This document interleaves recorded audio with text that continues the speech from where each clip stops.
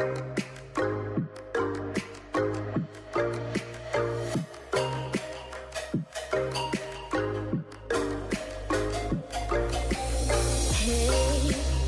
we can run away. You say you want to. You wanna go back, wanna go back.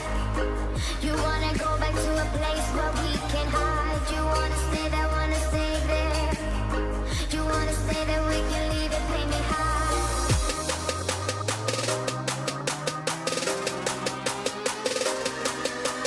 Don't you understand?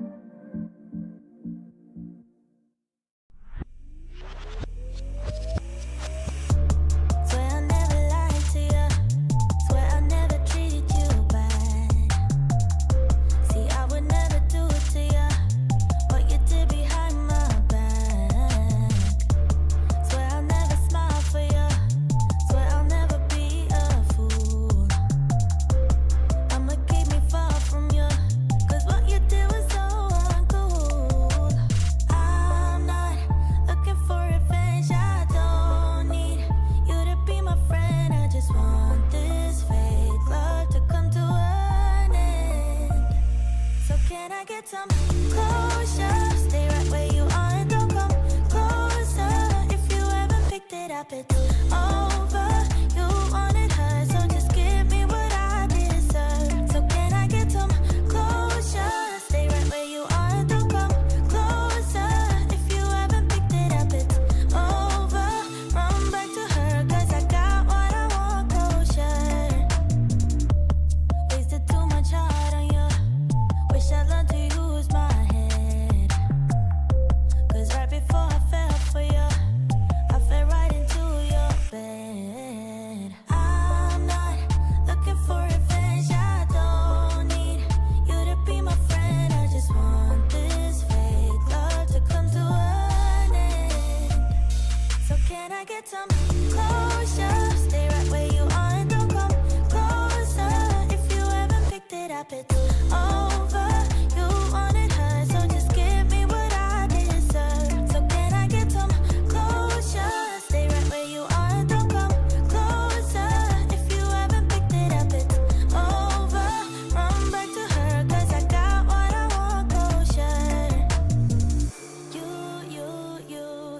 You wanted her. You left me hurt. But I won't cry as long as I give me some closure. Who you think you are.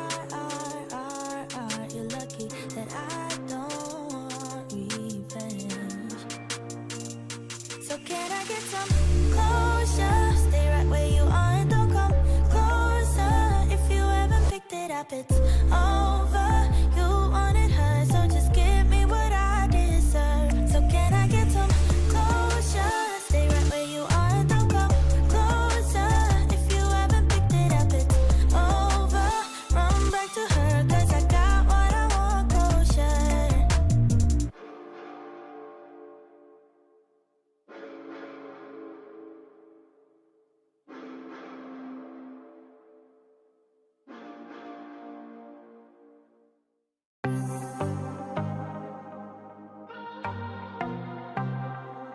I might be broken down, but I'm smiling.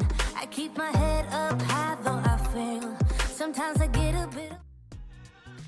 We are a group of ultimate players, coaches and video enthusiasts. We've worked with the major federations and the greatest events. We're on a mission to make Ultimate huge. We want our videos and live streams to be free to watch, We want to make stories that not only reach you, but also reach people outside the Ultimate community. Like and subscribe, ULTI.TV, the best in the world. Become a member and and fund our our work. to cover more events in the future and to bring more stories and live coverage to the eyes of the ultimate world And and beyond. Bichon picks up, and they've got a short field. They've got another goal. It's tied up at 12. I cannot believe what I'm seeing Can here. Lola Dam chase that one down? That is a score for Hartlicker Elferkel. Fantastic run by Julia Lutz. We're on a mission to make Ultimate huge. And we believe that requires knocking down the paywall. We want our videos and live streams to be free to watch, and we want them to go viral. When you become a member, you enable us to improve our working relationships with tournament organisers, events and federations. And you'll help us to produce live stories for Ultimate fans and to generate new fans with our enhanced content. We are a group of ultimate players, coaches and video enthusiasts, and we want to bring you coverage on a more consistent basis. We want to make stories that not only reach you, but also reach people outside the Ultimate community. Ciao ragazzi, support the community. Let's subscribe ULTI.TV. There's lots of the videos, posting, everything. Check it out. They are the best one. Woo! If you want to grow Ultimate Sports, become a member of ULTI.TV. Regardez ULTI.TV. Deviens un membre d'ULTI.TV et fais grandir ta communauté. Stop ULTI.TV. Dale-me e rogínqueme Ultimate Vendromena. Si quieres ayudar a ULTI.TV, puedes ser miembro de ULTI.TV. Everyone, follow ULTI.TV on Instagram, on YouTube. They've got everything. Best content. Like their pictures if you love Frisbee. Just do it. We're counting on you. Bli medlem på ULTI.TV. Became member of ULTI.TV. Mamma mia. Contribue au développement d'Ultimate avec ULTI.TV. Like and subscribe, ULTI.TV, the best in the world. We want to grow Ultimate. we want to grow Ultimate. We've worked with the major federations and the greatest events. We have our signature style 2-camera setup. with thousands of hours of experience. And our crew is globally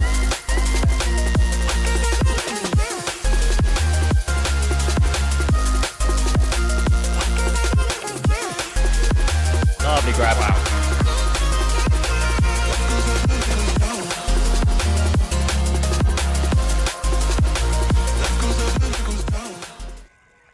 Good afternoon and welcome back to sunny Limerick. This time, that's legit. We're here at the end of the power pools, and we've got a heck of a matchup on hand. EUC 2023. I'm Stefan Rapazzo. I am here with Hannah Pendlebury.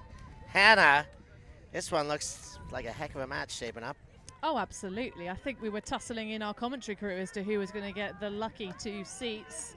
Riding shotgun alongside yourself, Stefan. I am very, very excited for this matchup, of course. Both the French and the Germans coming into this tournament with a lot of form, showing us exactly what they can achieve. Neither team have said they've hit their 100% yet in this tournament, and maybe this is going to be the game to force both teams to reach their highest level to try and best each other for tussling the easier way through to the championship bracket. The waiting is over. It is time to separate these two on this pitch in the next 100 minutes or 15 points, whatever comes first, as Phil Kay brings the disc to the line.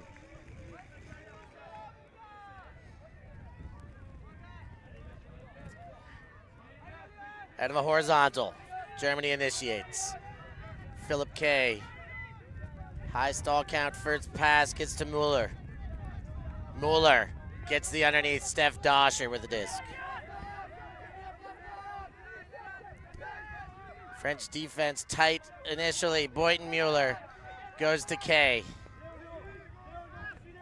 Now Samuel Boynton Mueller, but Mueller does readjust his route and gets 2 hands on it. Mueller comes under. Kay with another touch. Thinks about the big one, puts it away. Mueller laterally on the under. Robles on the mark. Kay opens up, and a flubbed disc goes to turf, but a foul.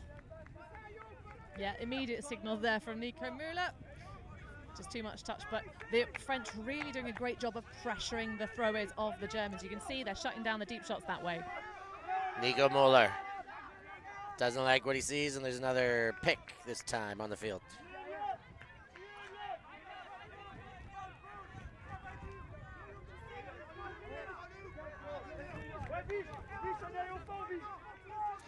Back in, Mueller finds space to get to Kay, up line, another gainer. It's Greenwald, far sideline. 15 meters out, and Holger Boynton Mueller gets a touch. Boynton Mueller around to Doscher and straight back. Finds Doscher again, Abita sneaking in, but can't get it. Germans retain possession, now Mueller. Ooh, offhand backhand into Boynton Mueller on the doorstep. Boynton Mueller surveys and goes back to center. Mueller goes wide and too far, and Gaffney can't get there with the bid. That was about an inch away from his open palm as he laid out. Gave everything to try and get that first hold cleanly. Now a break chance for the French. Robles goes to Ruyard. He puts it immediately. Bonnet under it. Defense comes blindly, and Bonnet, as he's been doing all week, takes it well. Abita with a dish. Now Roger, that's Axel. Has a wide open dump in the backfield, but he maintains eyes looking forward. Well, an accepted foul. I think Boynton Müller just staying a little bit too still, not reacting to what Axel wanted with his pivot. Roger looks to break, goes back to center. Robles with a disc, back to Roger. He goes wide side, that looks good. Stangenik, the leading stat man on the French, puts another one to open up this game with a break. Well, and what a way to do it. A beautiful deep shot. And you could see that Samuel Boynton Müller really wanted to do something, but he just didn't have any view of the disc as that one came down and was ripped out of the sky. And Roger just finding a wide open target in the end zone. So a less than ideal start being broken, but downwind, of course. So in the current conditions, you're less likely to choose starting on defense in favor of having the upwind side of the pitch. But certainly both of these teams have the quality to be capable of shooting up and getting those breaks upwind. I liked the isolation denial from the match coverage of the French. You could see they were setting up a flood out of that horizontal stack, trying to isolate Holger Beutenmüller. Of course, 2 of 3 Beutenmüllers available on the roster in that opening offensive point. But certainly also really great job on the marks. There was points where defenders were, honestly giving yards downfield, but the pressure from the handler marks really denying anything big. Now the pole fades to the far sideline. That will go out, and the Germans will open up their second offensive chance from the brick mark.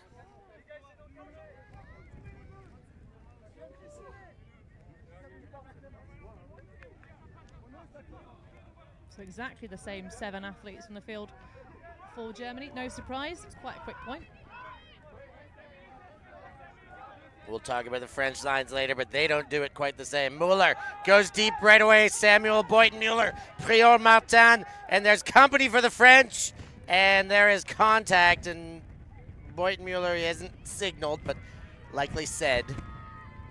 I do think there was a little hand signal there, not the clearest from Sam Beutenmüller, but there was a lot of momentum being brought in by Thomas Lelièvre. There was another look there. I think that would have been more easily defended if the help defense didn't come, but as soon as the help came, there was contact. And I think Beutenmüller's got a pretty good point here. Let's see how they resolve it. Looks like foul contest is the only thing I've seen from El Preto in the background. Some of the players coming to have a look. Using the rules. Here's knowledge. another look. Some of the players had a look. It's going back. It's a foul that's going back. So how's that for resolution? Well, you don't always have videotape to rely on, so that is indeed a fair call. Obviously, the players on the pitch could not agree, although for me, I think that was quite a lot of contact. Violation. So Nico Muller didn't opt to chuck the deep again this time. No surprise. Well, there's a big old poach off for Gaffney, of course, fighting against the wind. And he gets it as Gaffney. He finds the under to Samuel Beutenmüller. Beutenmüller has Doscher. Back to Beutenmüller. German attack a little bit static right now, stagnant in fact, not able to generate on their first looks upfield. Beutenmüller cuts up line, and there's a bid there, but they maintain. Now Konrad Schlor to Beutenmüller. Schlor gets it again, looks upfield, and now to center. Finds Nico Muller. Muller to Gaffney. Gaffney goes inside, Steph Doscher. Steph Doscher cuts Beutenmüller, that's Holger on the doorstep. Up and over to Kay, and that's a goal. Germans are on the board. Yeah, a lovely just jink move at the front of the end zone for Philip Kay. But there were moments on that offensive possession even, where the Germans seemed to just sort of hold onto the disc for quite a while, allowing sort of close in from the French pressure. Again, the handler marking in this match so far has been really impressive, shutting down, nullifying that reset space, making the Germans have to take on the force.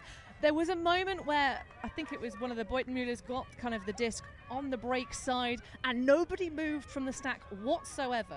So maybe just trying to, be patient, not rush it too much, and it works out for them with that clean hold after, of course, the contested foul to bring it back. But all kind of relatively even in terms of the successful offensive possessions. 16 passes for the D-line of the French and 15 for the Germans. I think we're just starting into what I anticipate is going to be one heck of a game here. We have our high hopes for it. It started off very nice. French most certainly pleased with the way this has started with a early break in the back pocket. But as we all know, we got a whole lot of game to get through here. Oh, yes. I can't wait. I mean, ideally, we want to hold 29 points, right? 29 points? Yeah, give us that. And then one more that we can work out. Oh, no, we can't ever get to 30. Anyways, Mate goes to Bouchon. Bouchon finds Roger. That's Quentin Roger. Monus comes under. And a charging defender looking for a piece was Herkins. Bouchon had Mate, takes him, but in shallower space now. Mate goes up and over, and that's a dangerous pass. Oh my goodness, what reflexes by Roger to keep that alive. Petitot goes high, and Mate catches a bobble. Catch your D's, anyone? Bouchon. And Mate back behind the space, and the French get away with a couple bobbles, and they're still hunting for that end zone. Petitot goes inside. Ravo, the third time, is a charm as far as the Germans are concerned. Now they go on the counterattack. Myers-Bothling to Schlor, and he puts it because that is a great receiver, but Bouchon's in front until the go-go gadget arm stretches in front. Bouchon didn't like it, but retracted foul, I guess. Oh my good golly. We know that Jonathan Meyer-Bottling, we saw him all last week for Germany, absolutely crushing it. And the trust of this throw is unreal. Schlor knows exactly the closing speed of Jonathan Meyer-Bottling because that looked covered until the very last moment. Dutch tall Lucas Bouchon unable to extend and make the block, but the moment of that point, Stefan, for me was the reaction when Meyer-Bottling missed, just went for a just a knock block rather than actually catching his D, which I think was more than capable of doing. The reaction speed for Quentin Roger to just clutch that grab, never kept his eyes off the disc. Yeah, that was impressive. Shame for them to be able to get away with something like that and not get a goal. But, yes, equally impressive the other way there. Myers-Bothling, I mean, good defense by Bouchon. Bouchon had position every step, including the last step. But somehow, Meyer-Bothling's arm went through his head or something. Over the shoulder. It was honestly for an accepted level of contact, so absolutely fine with the physicality. So, just basically pickpocketing almost, but at shoulder height rather than waist height. That pull was amazing. That was, but it does roll out and comes to the front line. No brick out of it, but good position for the Germans, or defending anyways. I thought it had just stopped, but I was wrong. Thought it was a perfect corner lander. Robles, Axel Roger. Michoté, far sideline. Just out of their own end zone now. Axel Roger goes under. Delal winds up, puts it away. Habita was looked off, and Delal has eyes for Robles, who he gets. Robles puts it. Bonnet's on the chase. That may not come back. No, it most certainly won't, and that is going to come in at the midfield mark. Maybe, brick mark opposite way. Well, it was an amazing charge into the deep space from Bonnet. He was indeed very free of Herkins. And there was a little moment where it might have just curled in bounds for something heroic. But pressure from the Germans causes the French miscue, and they're going to have half a field for their offensive attempt at a second break in this game. Wolf with the disc. Wide and around to Herkins. Far side of the field, big swing. Herkins goes back to Wolf. And Herkins again. Inside pass there. That's Schall. Goes the other way. Herkins. Oh, and Bodie Gets it back with a bid in front of Scholl.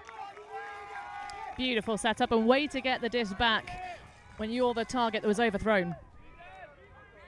Personal responsibility to get that D when you're any part involved in the turnover. Axel Roger wound up, then goes inside to Delal. Delal has Bonnet. Poaching defender, somebody's open. It's Marco Delal as they catch up on the German side. Delal inside, break, too far for Roger, but Abita there. Abita. Doorstep and goes backwards to Roger. Roger inside, but boom, taken away by Scholl. Closes the door and the Germans will go the other way. Taking a leaf out of Bonnet's book. He was the one that got run through blocked. Scholl jacks it, it's Robles there to defend Sennefelder. And even after the tip, neither can get there.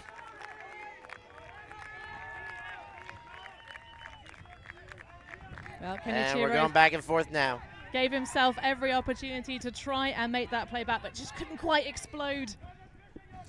Robles and Roger kick things off for the French. Robles comes under Delal. Hits the ground, and they are not sure of whether he was in or out. We will see if we get a shot of this. Here's a look. First look looks. That look we can't really tell. Let's have a look at camera 1 here.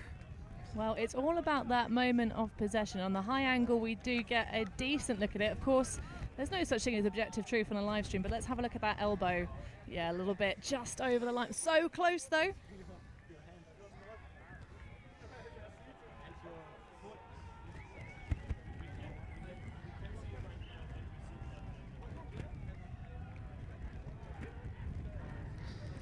So the argument is that the inside non-catching hand made contact with the ground before that outside elbow, which was indeed out of bounds on our view, but it's contested. Very close call, goes back. I think that's safe enough. It was not clear either way. It was close, but it was nothing overly conclusive there. Well, if that inside palm did go down first, then valid. But obviously we can't see that because his body's blocking it. Roger. Nice throw by Roger inside to lead Robles. Bonnet to Roger quickly. The French move to midfield and beyond. Now Michotet comes under. Inside break. Will this one work? Indeed it will. Stangenik continues to score goals for this French open side. Some intelligent switching in the midsection of that last bit of possession for the French from the German D-line, but you could see there Felix Martin didn't quite realise, I think, that he was the last person, sort of sagged off a little bit of his matchup because they've been playing some really intelligent, I say, softer, switchy defence to try and contain and press the French, but certainly got very close to a second break in a row, did the Germans. So the pressure is on. We're back on serve. All twos. Oh, good golly. Good golly, Ms. Molly. We got one here. Oh, yeah. We do. Well, we've never doubted it. It's been circled since it was scheduled. Absolutely. But there have been, I think, probably a few more unforced errors for the French early stages of this game. They've had to redeem themselves and drag themselves out of a hole. But the Germans have been looser on their deep shots. They've thrown up some sky balls, have been hotly contested by the defenders, and very rightly so. Next pull by the French, picked up by Gaffney and into the hands of Kay. Phil Kay goes to Nico Mueller.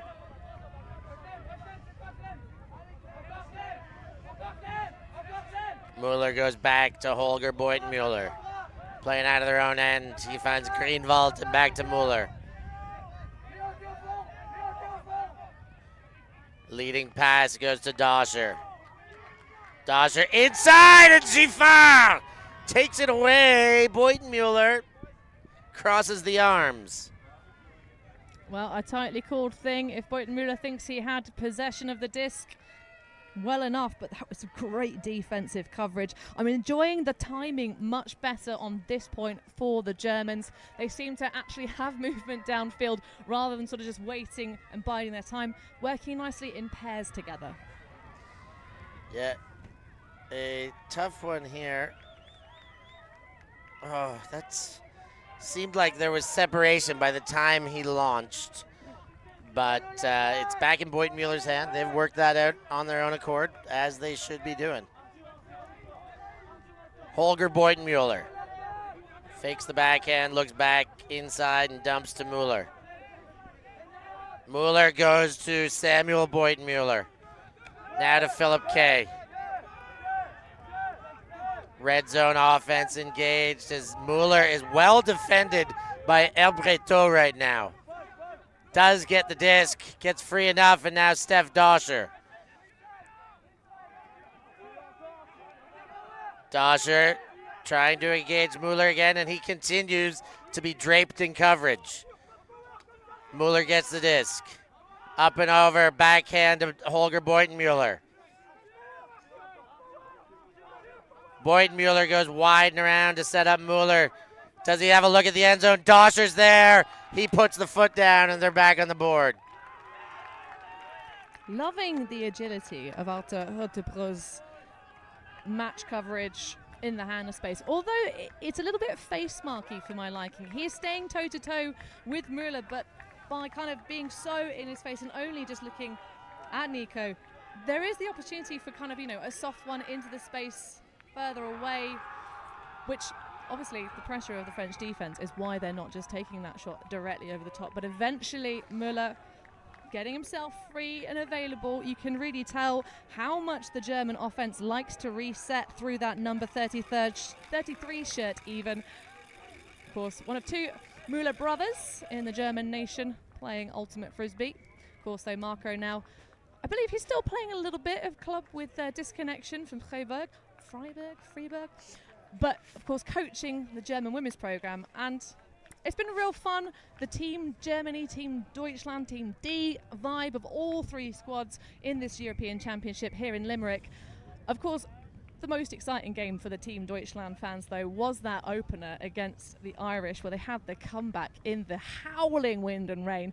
Much nicer conditions here, and this is what I'm most excited for, Stefan. We knew this matchup was going to be exciting, but we have perfect conditions for it too.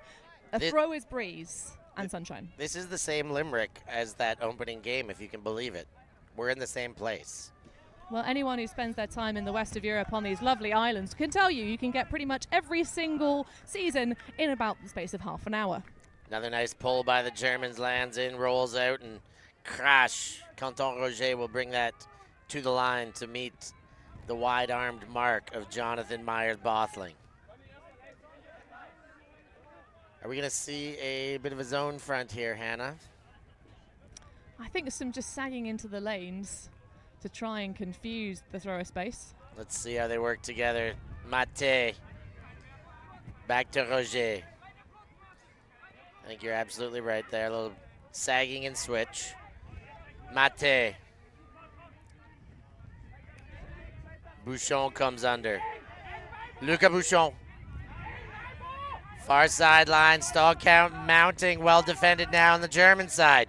Manuz fakes the big inside to Petitot, but we've got a stall count called upon Bouchon.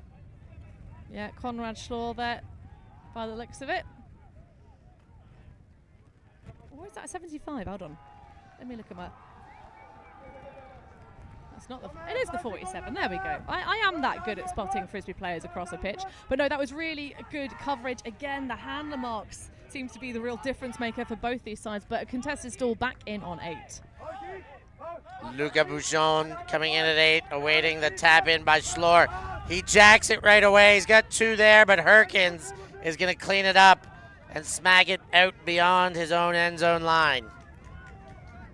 Well, Herkins was so well used last week at the Under-24 Championships. He has torn one of the ligaments in his right ankle. So he's actually playing through tape, but somehow that young man is able to still come out and give us some of his athletic best. It's amazing how frequently people prove your ligaments are not necessary to continue playing this game. Absolutely. I guess we love to see it if you're doing the right rehab and strengthening yourself and getting past it. But it blows my mind how many people have done this now. Well, we're starting to learn that actually the musculature that supports your joints might be just as important. Here come Germany. Schlor gets it from Martin and just squeaks the next pass through. Now Schall. Looking at the dump space, gets Herkins again. Herkins goes to Conrad Schlor. Schlor takes Hartman. And Hartman straight back to Conrad Schlor. Hartman again. Germans resetting in front of a vertical stack. Taking their time, and now a gator, or is it? Yes, it counts. Schultz now puts it. People stop, so I expect a call, but Myers-Bothling does toe it in. Well, you've got to, if that was thrown before, sorry, after the pick call, sorry, before even. Good mistake, Hannah. Get your rules runners right. So, if that was thrown after the pick call, it still has to come back. But if it was pick call happened after the throw, of course, you have to go and catch it. And Myers-Bothling with some relatively low difficulty rating footwork on the back line.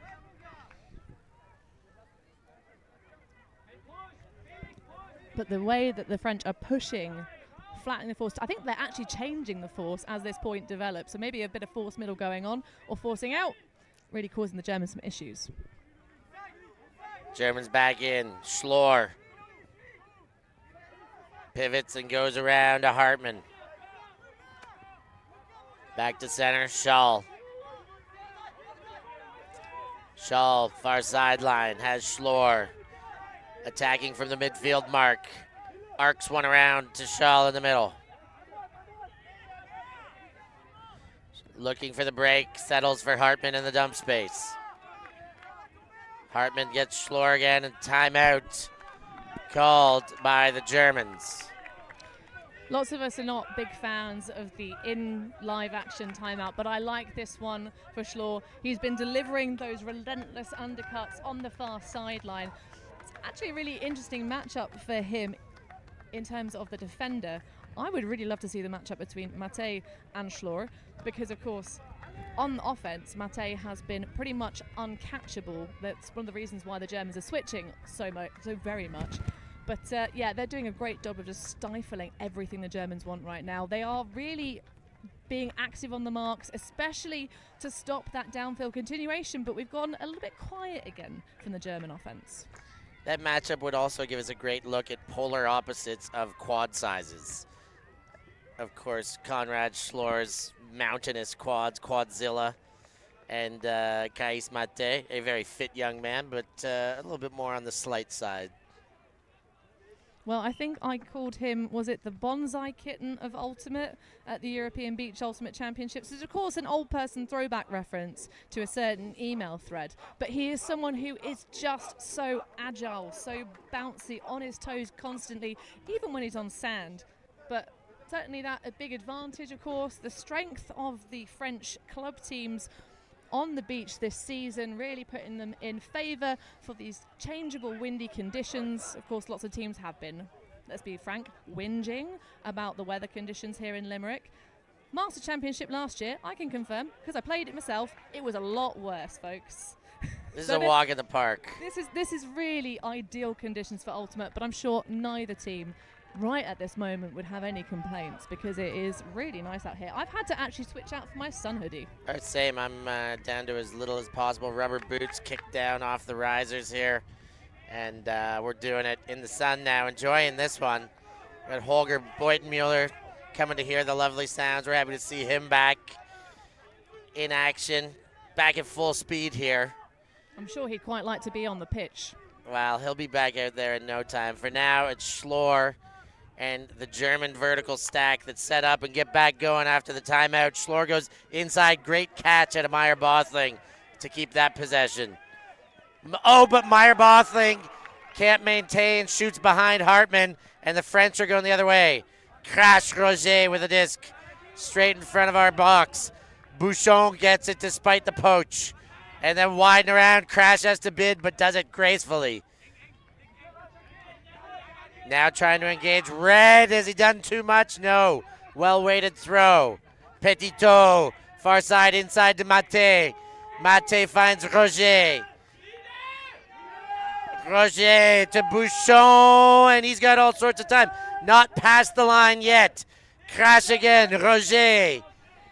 Looking to the end zone. Has Bouchon isolated. Gets the right step. Nice cut by Bouchon to finish that one. Yep, exquisite footwork from the man who was a Netherlands representative last week at the Under-24 Championships. But again, not trying to rush things. There is no continuation when you get that initial look. There was a really nice moment where Lucas Bouchon looked over his shoulder as he was running down that sort of earlier disc, as we see the replay there. Just keeping the focus, the chase down from Jonathan Meyer-Bothling, trying to do something to make that one come unglued. But the little look over the shoulder from Bouchon was lovely. It's sort of, you know, to see where the stack was, where the rest of his teammates were, because he'd won the battle so hard to get free on that upline cut. Yeah, impressive stuff there by the French. Germans, I guess, turned that into a turnover as far as those are counted. And the French really happy to be able to seal a hold there and not fall behind at all in this contest. Well, at the moment, it has been the O-line of the Germans that has looked a little bit slicker. Of course, the French have been turned over 3 times on offense, whereas we've just had that one first point of this game for Germany, so they're going to signal an offside. Offside. So we do see Holger Beutenmuller back out there. He was just by the box. One of the great names in this sport, a big-time superstar, did sustain a pretty serious knee injury and had the reconstruction. We've seen him a little bit out there. What's your assessment on Holger? Is he back at 100% here? We asked in Leuven, is he going to be back? Is he going to be the Holger we remember? And we confirmed, first event of the season, yes. He is still the man we remember, and he is the heartbeat of this Germany Open side. Really just gets everyone else together. Looking forward to getting more action out of him as Doscher comes under. Now inside to Samuel Beutenmuller. Beutenmuller engages Mueller and then looks away. Doscher now under, gives him some space. Doscher gets Beutenmuller on the inside cut. And Samuel Beutenmuller gets Philip K, far sideline, goes inside, it's Doscher. Quickly to Holger Beutenmuller. That's Samuel, sorry. Now Nico Mueller is led to the corner. Germans 5 meters away. Holger Beutenmuller looking to move in that space, but it's Samuel who gets the step in front. And they do score. I was uncertain there based on the celebration body language. Yeah, a lovely little bit of curvature on the cut at the last minute from Samuel Beutenmuller. Just that kind of closing the door fully shut on the mark as he was trying to fight against him up line. It's very naughty of the 2 Beutenmuller siblings, wearing the numbers 18 and 19. Really puts you off, doesn't it?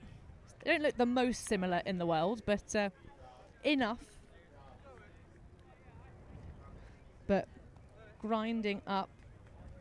And another clean hold there for the Germans, and very fluid as well. Their first defensive break in the game took just those 2 passes, but that one, less than half the pass count of the 2 previous, 15-14, and that just only took the 7. So maybe making those little bits of adjustments and really grinding their way through, but the timing on that was just like clockwork. Clockwork indeed. Adjustments. You should make a little adjustment right now and put your hand onto your mouse and lead it towards the like button. Go ahead, click there. Then move it over to the subscribe. Click there. Make these adjustments. Do it for us because we love you. Loving in the chat the credit to your Canadian accent there, Steph, from McInerney. McInerney. Here we are. Prior Martin goes back to Herbreteau, and it's Ben Vignen from his own end. Herbreteau bobbles it up, and quickly picked up by Schlor. He's looking to exploit. Goes backwards to Wolf. Wolf now engaging. Doesn't go to Basov. Schall. Germans have retreated about 7 to 10 meters now, almost 15. Wolf with the disc goes forward to Schlor. Schlor looks to the corner. Doesn't take it originally, but it's still there on the second asking. And the Germans are back there. Lina Manstuns with the goal. Well, I have a feeling in the mind of Konrad Schlor, he thought, surely there's going to be a pit call right now. There's no way that Lina Manstuns is that. But no, he was. He had just completely slipped away from his mark like a wet eel and was beautifully open on that front cone.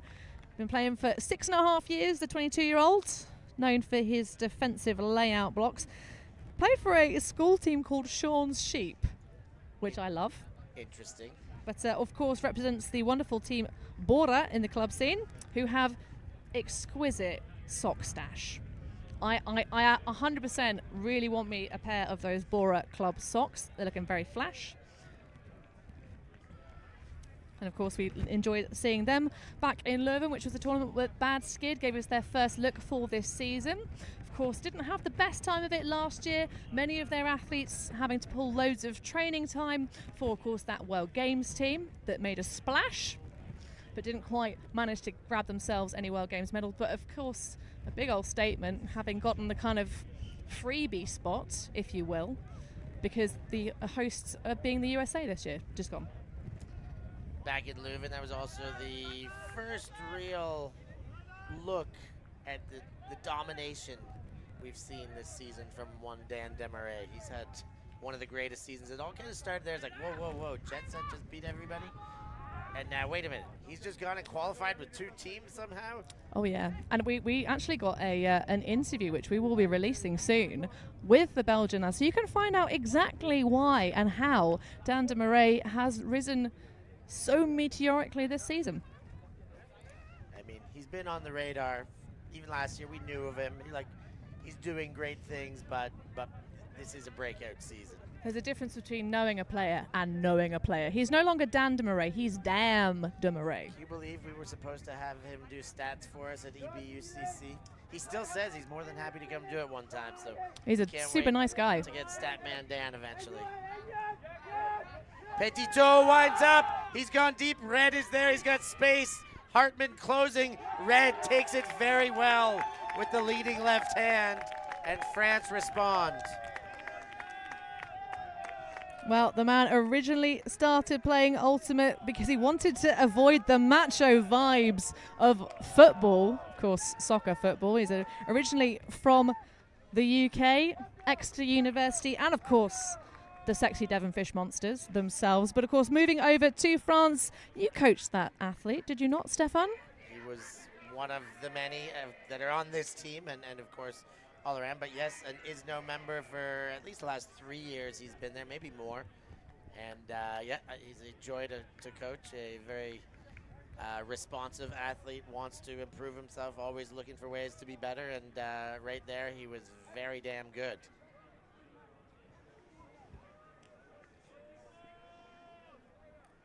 He's got a little shout out as well. His sporting hero is an athlete we know in the ultimate scene, Robin Ellis Cockcroft, who is a fantastic athlete but never forgets the need for social revolution. Of course, an ultimate is one of those wonderful sports where we let people kind of, show us their passions outside and on these pitches. And a lot of passion certainly injected into this game so far, Stefan. You betcha. Mueller goes to Holger Beutenmueller. He comes under Steph Doscher there. Samuel Beutenmueller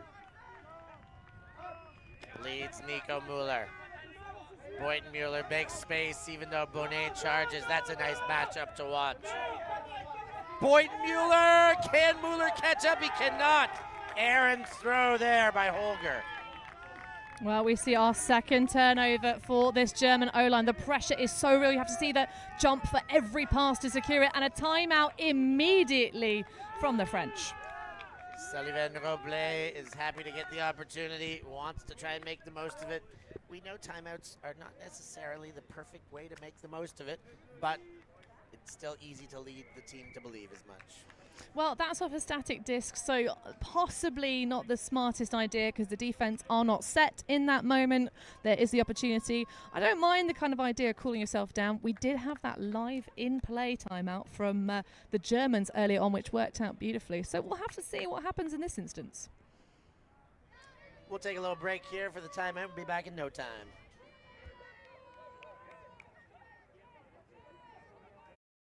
Bichon picks up, and they've got a short field. They've got another goal.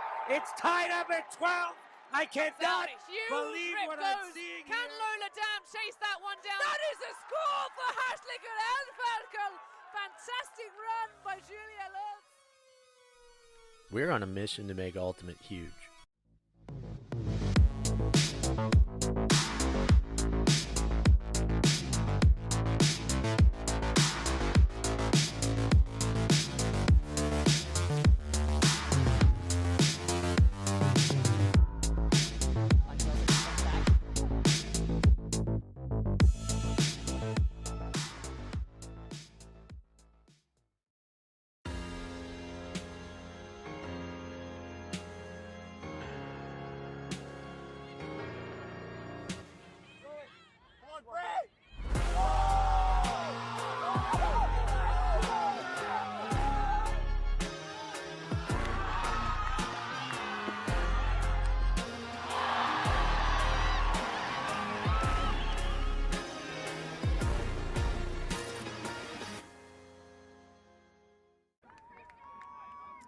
Back in after the timeout.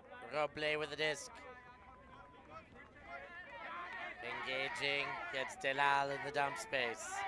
The Czech teammates move with their third Czech teammate, Axel Roger, on this line. Working together behind the disc. Robles gets a step. Doscher has stepped off. There's somebody open. Wow, they've arced all the way over for Delal. Nice play. Well handled by Delal. Inside Bonnet, now Michotet. Michotet takes the backhand, well thrown to Roger, who skids down and gets back up to his feet. Axel Roger inside and right through the hands of Stangenik. And the trailing help can't get there either. The confidence of this D-line, though, those arcing, blady passes laterally, and that one just a little bit too much zest. Stangenik lets that one get away, and now the O-line can punish by getting the hold after giving away an opportunity. Nico Mueller.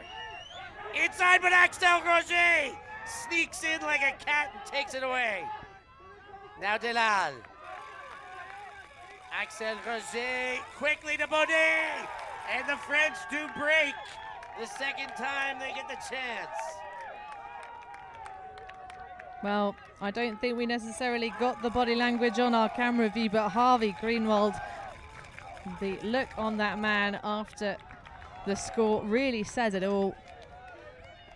The pick-off from Roger, such dynamic speed, and then just immediately ruthless. A moment of pause for Delal to think about it. But then here he comes, just running and gunning straight through. Beautiful release point, just a little bit of a riser on it. You know, maybe you could have said Phil Kay could have had a swat, tried to play the disc a little bit early, but what a way to bring us back on serve, folks. Germany will lead if they can hold on to this next point, but this could, honestly, it's like it's currently on a tilt point, this game. And I think in the balance. Yeah, and what happens in the next couple of points, I think, could really determine the final fate. But that is a fantastic way to break. Not the cleanest. They had to have a second look. But wonderful work from the French D-line. Gaffney lets the pull roll into his hands and then goes to Kay. Nico Mueller. He goes deep. Schlor's there. Cherrier joins the party. Lièvre Doscher. That is a massive humanity, and Doscher comes out with the Euro disc in his hand. Back to Boytenmuller. He leads to Mueller. Mueller 10 meters out, crossfield to Holger Boytenmuller. Boytenmuller assesses, goes for the break backhand. Doscher can't get that low, and it touches ground for a turn. Yeah, he's nagged us out of actually listing his height, Stefan Doscher, but what a way to pluck that one out of the pack. Just couldn't quite do it the second time of asking. Now the French, Prior-Martin goes for Cheré, but he's not going to get there. That throw not on target by Félix Prior-Martin.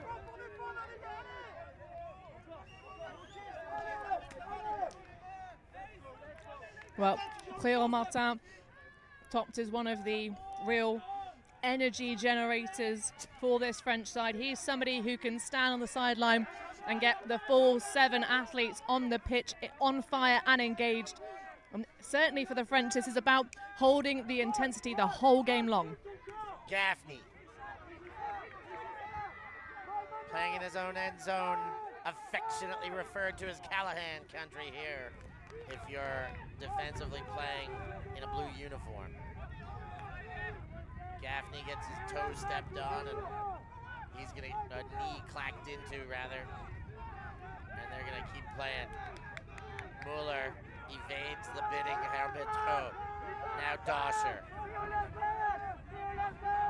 Doscher leads Nico Mueller and then stays in front of his defender. Samuel Boytenmuller had to step back in just to make that one work. Slore to Mueller. Now Mueller's gone deep. Kay is there. Benvenien to defend, but Gaffney cleans it up from the back.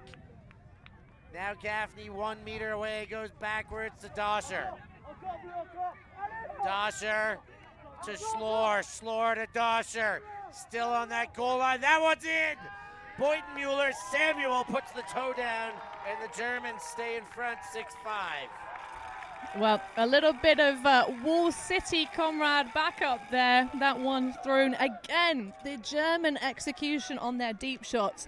They are putting so much float underneath these, almost just tempting the French into blocks.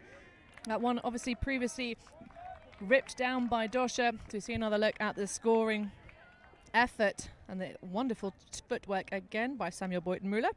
That'll be his second goal for this game so far. Been playing for Team Germany since 2009. So maybe, we don't want to see 9 turns for Sam Boytenmuller in this game, but that would match his playing career for Team Germany.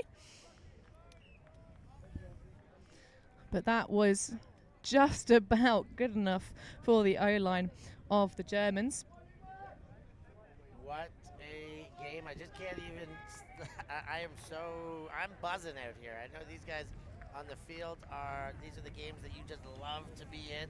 And it's the same feeling here on the mic.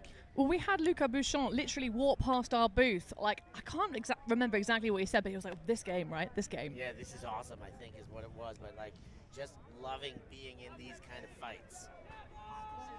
Going blow for blow. And it's not just, clean holds. They're, trading small breaks. This is just, lead changes. Well, not many lead changes, but up and down, back to even, stretch it out by 2 back. What a start to this game as Kais Mate comes with that disc in hand and his sideshow bob hair blowing in the wind, just barely. It's a fantastic look. I'm very, very here for it. Oh yeah, good lid. Mate goes to Ravo behind the disc. Germans happy to switch off on the handlers. Now Ravo goes upfield. He's wide open, but the German zone accounts for it. Combray. Not quite a zone, just efficient switching right now by the Germans. It is a zone. It is a good junky look. No matter how you slice it, they are switching every which way. Ravo goes to Petitot. Not gonna work. Germans get a break chance. And they go straight into it. Schall goes to Wolf. Wolf goes to Basov, and that's a dangerous looking situation. but they get out of it clean with a sliding grab. Now Martin goes to Wolf, and back to Wolf. Lefty goes over top, Schall is there. Wolf to Schlor for the score, that's a break. Germany extend to 7. Yep, absolutely beautiful execution of that, just blindly around the mark almost. Shot into it. Looking at this one here, I'm so impressed with the discipline of Pierre-Louis Combré. If he hadn't pulled out, that would have been a really ugly collision. So massive respect to the number 15 for France, understanding that Bassov has no opportunity to really see, just looking at the disc, and a beautiful break side shot. So a clean break here for the Germans. We said about this one being on a tipping point, and that's the kind of momentum and kind of energy that is going to really start to push. 7-5 currently the score, 1 away from taking the half in dominant fashion, and a timeout it looks like being called surely by the French. Yeah, that makes sense. They're going to have a break out there and talk about things. We'll take a short break too and be right back after this timeout.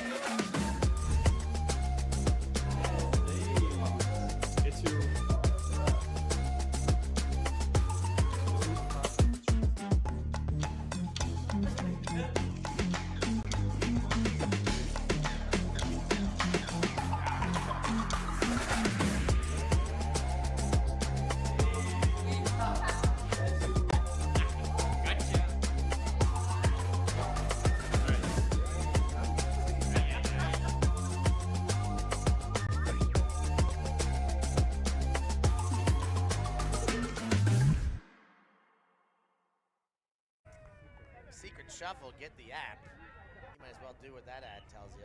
Have a whole bunch of fun.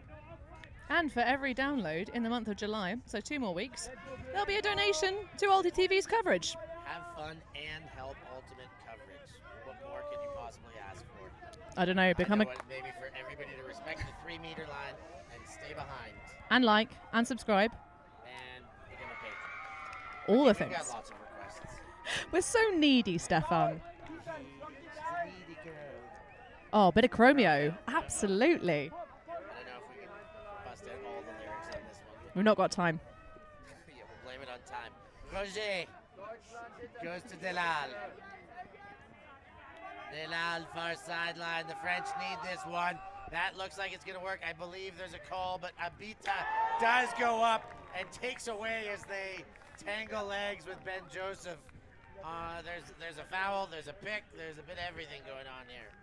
So I think a pick probably just before that disc went up, signaled by Paul Herkins. So you got sort of clipped in that cluster of players streaking into the deep space. You can see he stops almost statue still.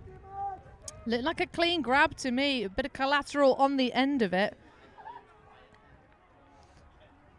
But either way, I think that one needs to come back based on the pick call of Herkins, regardless of any kind of foul call that was made, unless it, of course, was on the throw. Was it on the throw?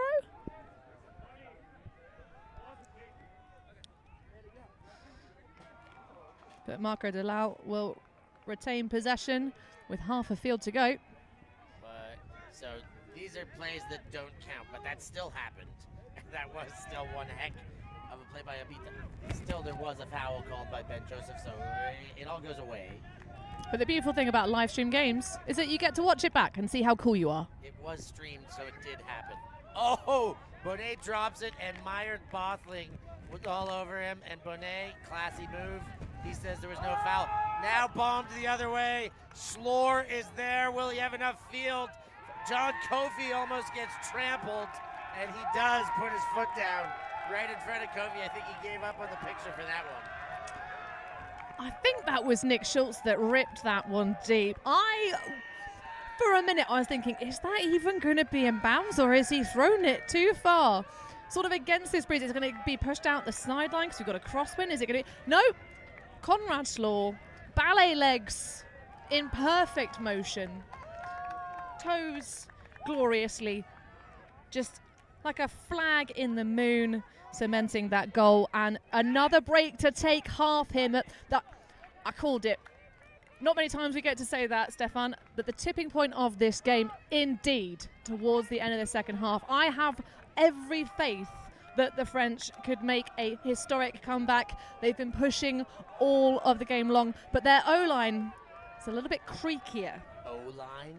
Oh, I know, they have those 3 lines, don't they? Yeah, and you know, we will take a short break for halftime soon, but before we do go away, like, these are the types of games when having just, you know, when the O-line's not clicking and you just put a new one on and a new one on. These are the kind of games where you would like to just be able to rely on 7 people who have had the most reps all season long.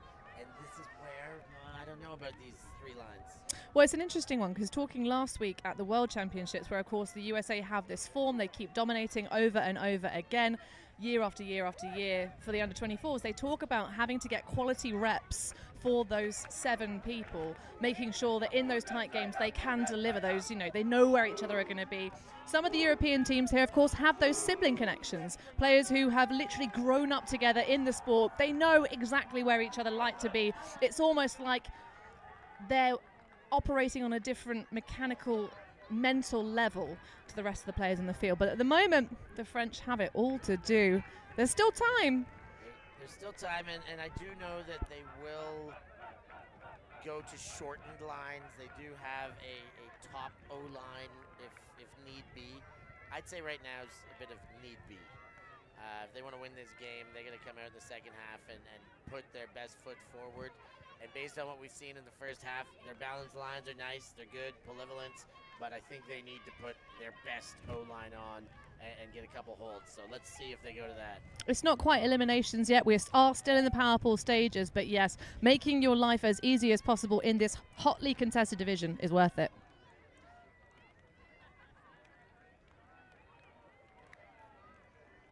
We are Hive Ultimate, a group of players and coaches from all over the world working together to progress the next generation of Ultimate strategy. We've helped top teams win world championships and new teams introduce the sport in a fun and inclusive way. Search for Hive Ultimate on YouTube to learn more about our cutting edge strategies and to see analysis of world-class teams. To find out what Hive can do for your team, head over to our Patreon page where you can gain access to our exclusive drills and session plans and to join our worldwide community of coaches. Get ahead of the curve with Hive Ultimate.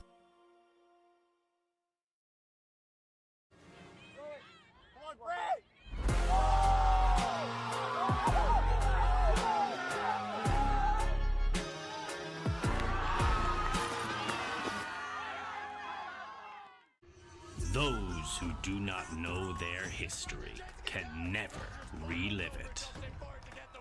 The skies, the dives, the sideline smiles. Our past is held in photo albums, drinking stories. The present is a gift. And here at ULTI.TV, we want to make sure we always appreciate it, capturing the immortal moments of Ultimate from around the world and making sure everyone can enjoy them for free, forever. Because the future belongs to all of us. We are a group of Ultimate players, coaches and video enthusiasts. We've worked with the major federations and the greatest events. We're on a mission to make Ultimate huge. We want our videos and live streams to be free to watch. We want to make stories that not only reach you, but also reach people outside the Ultimate community. Like and subscribe, ULTI.TV, the best in the world. Become a member and fund our work to cover more events in the future and to bring more stories and live coverage to the eyes of the Ultimate world and beyond. And we are back. I'm hoping my voice is back. I know I would hate for you to feel deprived of my buzzsaw cutting through your skull, but we are here. Well, I'm sure the people can hear you through my handheld, Stefan, even if not through your own headset. You are a titanic voice of ultimate coverage. Let's hope they can hear it then. Has anyone done any impressions of you this week so far? Not an official, but I walk by teams all the time, and just like one person from the back, Stefan Bazo. I do hear that so frequently. So yes, I guess I've heard a handful of impersonations. Some Slurpee times, some what a way to make a living, some, Couple of snowmen on the board. Exactly. Well, we may well get some snowmen on the board if the French can charge out into the second half with all guns blazing and get blocks. They have been shown opportunities by the O-line of the Germans, but they haven't been able to make too much of them. They had that one clean break to start off this game, but the stories become very different in the latter stage of that first half. Yeah, the French, you called it perfectly, Hannah, as saying that was the moment in balance. The game changed. It was either 6-5 or 5-5 when you said it. And from there, a hold and 2 breaks to take the half for the Germans. And there we see some sideline love. I think that's Benjamin Fenrich. I think I saw right with his children over there. Well, that's a bit of secret energy for you there. Daddy Cuddles. Well, he's coming over from the mixed team there to sideline support. They just won on Universe Point over Poland, which was unexpected, I guess. The French have been on cruise control up until then. The live chat was going wild as to why that wasn't on the live stream, but we can't bring you every game, folks. Lands in and slides out. Herbreto will bring that to Bassoff on the goal line. Herbreto clicks in and gets Chevalier. Benvenien. Stall count mounts, but Giffard comes under. Herbreto, wide around, Chevalier. Giffard cuts through the middle. And back to Chevalier.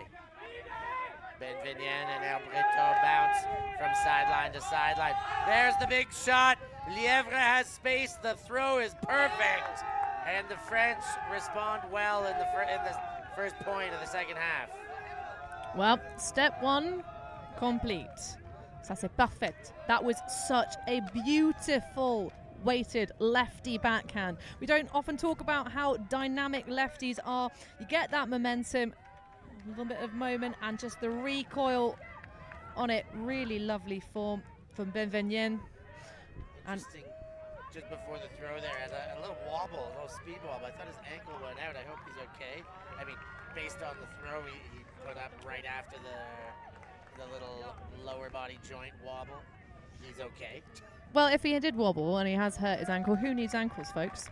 That was a really lovely throw into the space. 2 receivers available as well, chasing it down. You can't really ask for more to open up a second half where you are trailing 2 breaks against your opponents. And, of course, the last 3 unanswered. Ending that second half 8-5. Sorry, first half 8-5. The second half only just starting now. So, readying for the pull will be Sullivan Robles. Robles sends. That one lands in and rolls out. French sideline starting to fire up with a bit of hoo-ha. I think that's coal miners digging. I heard that one on an Is No Good sidelines before in my days.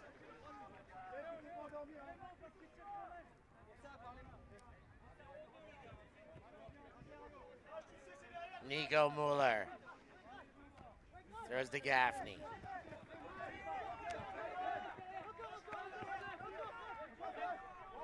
Mueller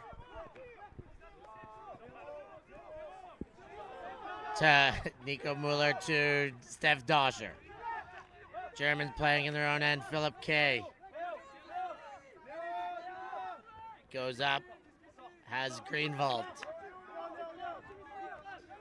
Greenwald goes backwards to Nico Mueller. Nico fakes the backhand. Now he gets Samuel Boyden-Mueller. Good French defense preventing many gainers thus far. Now they open up a couple meters as Greenwald comes under. Little chest bounce between him and Giffard before the reset. Now Nico Mueller shoots for space. He's got Doscher. Doscher goes back to middle. Mueller surveying options. Stall count mounts, but he gets Samuel Boyden-Mueller into the same space. Boyden-Mueller tries to isolate, now goes upfield. Doscher coming under. Doscher over to Holger Boyden-Mueller. Now the mark comes late and Kay takes the next pass. Kay looks to break inside a very clean German vertical stack. Holger Boyden-Mueller does go to Kay, and he gives a heck of a play. Trailing edge bid for the goal. Well, oh my goodness. Well, the first break of this game was given when there was a missed opportunity that just was about an inch away from another of the Wall City players, Christian Gaffney's hand. But Phil Kay, the way he clawed at the air around that disc was something very, very... That's I think, showing just the mental state of Phil Kay at them this very moment. They are looking to try and close the door on their opponents. They're being pushed very well. Again, we see the matchup between Muller and the number 20 for the French, Arthur Hertebro. And there's still a lot of looking and focusing only on the player. I'd like to see Hertebro be a bit more confident in his own agility and look a little bit more as where the disc is, because there was an opportunity where if he'd been a little bit more heads up and thinking about the disc, possibly was a layout block opportunity to stop that lovely lead, I think from Doscher to Muller. But a clean as a whistle hold for both sides, and 19 passes required for the Germans there versus the French opening point for the second half of 14. So decently high tallies for both sides, which basically shows exactly how intense this person coverage is. Back to action here, the French. Roger goes to Roble. He finds the corner to Stangenik, who's been having a cracking week here thus far, leading the French. They're going to need some heroics out of him. The French have stayed with their balanced three lines. Let's see if it can get them out of trouble as they play in their own end. Stangenik goes through the middle to Roble. Roble, with the stall count mounting, finds a bit of space for Roger, and now they're in the clear. Stangenik to Roger, fakes the big. Roger gets Rouillard coming under. Now Roble with a nice lead, power position for a half second before the mark arrived. Roger, this is Axel. He gets a cut out of Roble. Nice cut there, dances up line, but covered up quickly. Michotet comes under. German defense tightening in the red zone. Delal with the disc now around to Roger. He looks to score, not quite yet. Puts it away, Rouillard in the middle. Crossing poach, Michotet on the sideline. 2 meters out here. French begging for this hold. Inside break, Roger to Roble. They're back on the board, Hannah. They had to work for that hold. Well, some moments there where the German defense really did just have to bail off, sag off. They took some moments where they reached a risk and allowed that big one over to Michotet, and of course by that poach off of Axel Roger was absolutely ruthlessly exploited. I have a question for you, Steph. Okay. So, with the campaign to get ultimate flying disc sport into the Olympics, they're talking about smaller formats to reduce the player numbers. Ultimate twos, who would you put alongside Axel Roger? Because that man is like a samurai sword in how he cuts. Absolutely a thing of beauty to watch. Who would you put as a counterpart to him in a game of ultimate twos? And who would you put to try and defend? I think you got to go, not necessarily what complements him in a handler set if you're playing twos. You got to throw a target to him because he can do all the jinking and jiving. If, you know, I'm going to take one of my favorite towers, you know, Meyer Bothling. That would be a nice choice to put alongside Axel Roger. Those two could work well together as I look to him first. Now, Mueller goes deep. Dosher on the chase. He doesn't have a chance to long jump in, doesn't need to. Just stepping his way, gets the foot down as he clasps his hands, and that equals a goal. Well, an easy one for the 30-year-old to just reel in. A man of indeed titanic stature, but that one is absolute peach of an inside flick. Just sails, you can see he's watching the disc, he's watching the line. Just makes his life so easy. He's a Hashlischer Erdferkel guy, right? Hashlischer Erdferkel. That's where I mean, he's played some Club Ultimate with Badskid for sure. I remember he was a monster in an XCUCF game against Isno that went to Universe Point. He scored the winning goal. He's got the D to get that winning break. He is a handful, no matter where he plays. But yes, I think that would be his home club. But when he plays open, I think he's jumped around a little bit. At least that season, played for Badskid.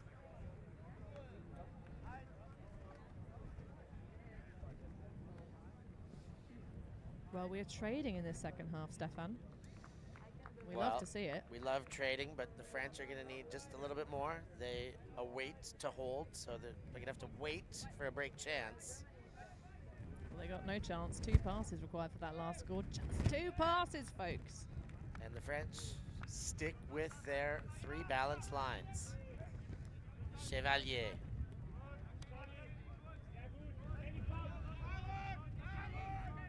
Elbreto, and that stall count is mounting. He throws with a bit of urgency in it, and Chevalier keeps it alive. Elbreto again. Now to Chevalier. Foot on his own goal line, and we got a double bicep flex, Hannah. What does that mean? Pickle. Thank you. Not my favorite WFDF hand signal. I prefer the travel, the disco vibes. Disco Inferno. Hope you enjoyed that at the pub quiz last night. Here is Chevalier, finds Prior Martin. Ooh, and he sells a fake to Basov that makes him hop. Ooh, and Basov fingertips very close to that one. But Charret maintains and then goes to Giffard. Giffard, a very speculative break, but looks good when it comes off. I don't know, there was a moment where I think Hertiplo wasn't expecting it. He made a lightning quick adjustment. Elbreto looks for the under. Chevalier goes up line and a nice throw to feed him. Chevalier pivoted into the oncoming defender there to try and give himself an opportunity.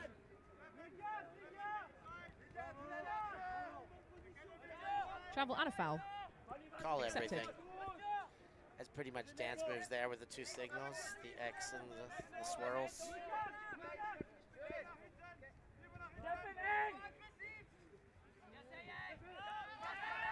Ooh, Wolf picks it up. No, he doesn't. Hits ground in front of him. And that would have been for the interception.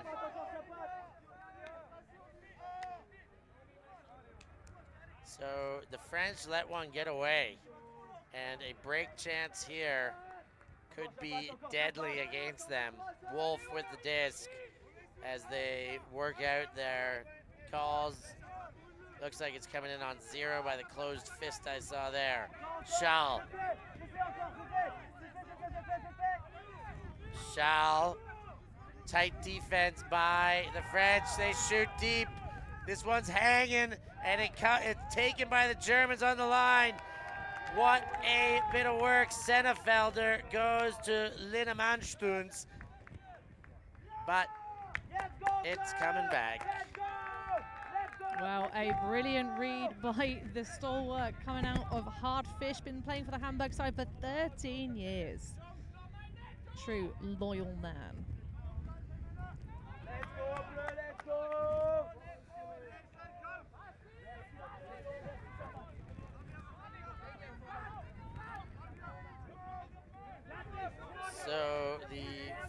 French are going to take the disc. That must have been a stall out, or? Yep. Prior Martin to Giffard. He sees Lièvre, doesn't like it right away. It goes back to Herbreteau. Herbreteau look to Chéré, put it away. Benvenien now. Benvenien goes backwards. It's Chéré, the youngster, who gives and goes as Benvenien touches again.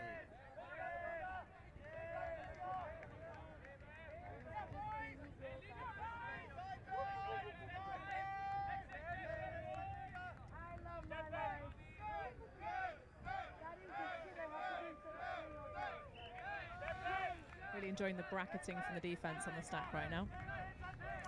Solid help work.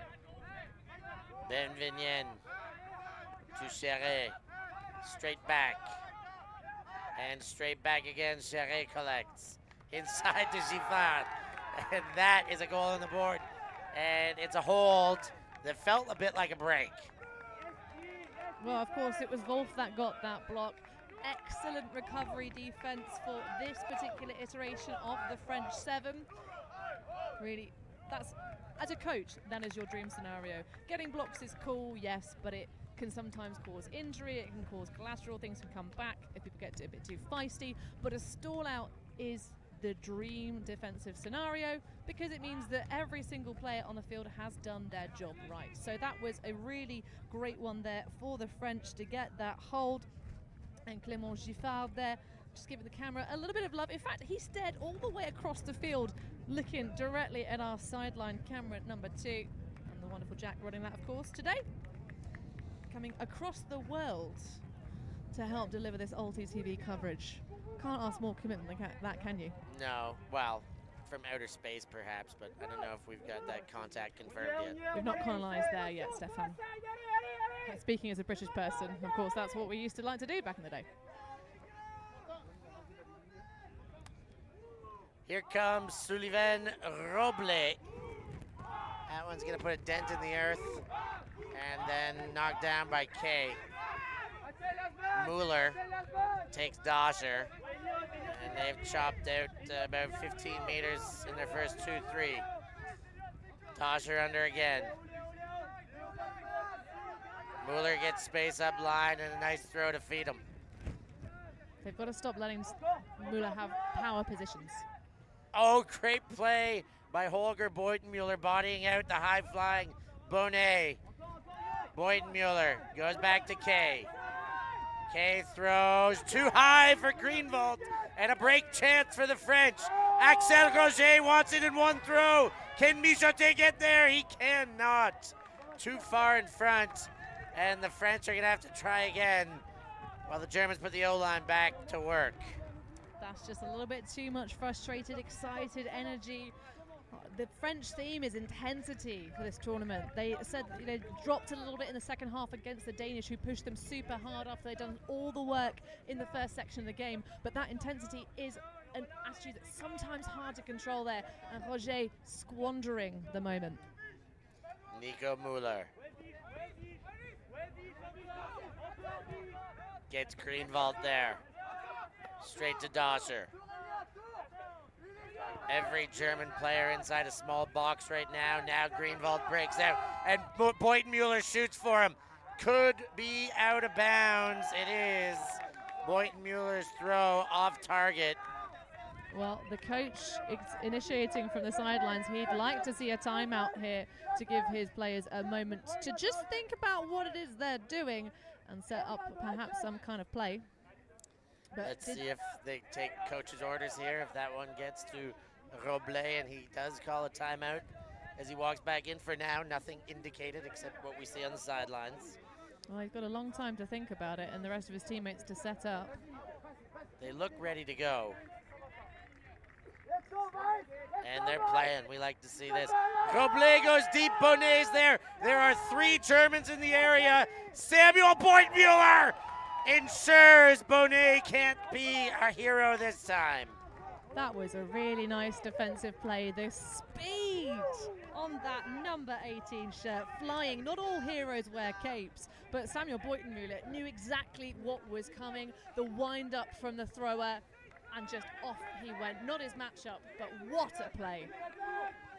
Nico Mueller walks the disc to the line to meet Roble. Goes around quickly. Kay keeps his toe. Kay winds up now. Boynton Mueller on the chase. It's actually Greenwald in front. And that one works. After a few chances, the Germans put that on the board. It's 11-8.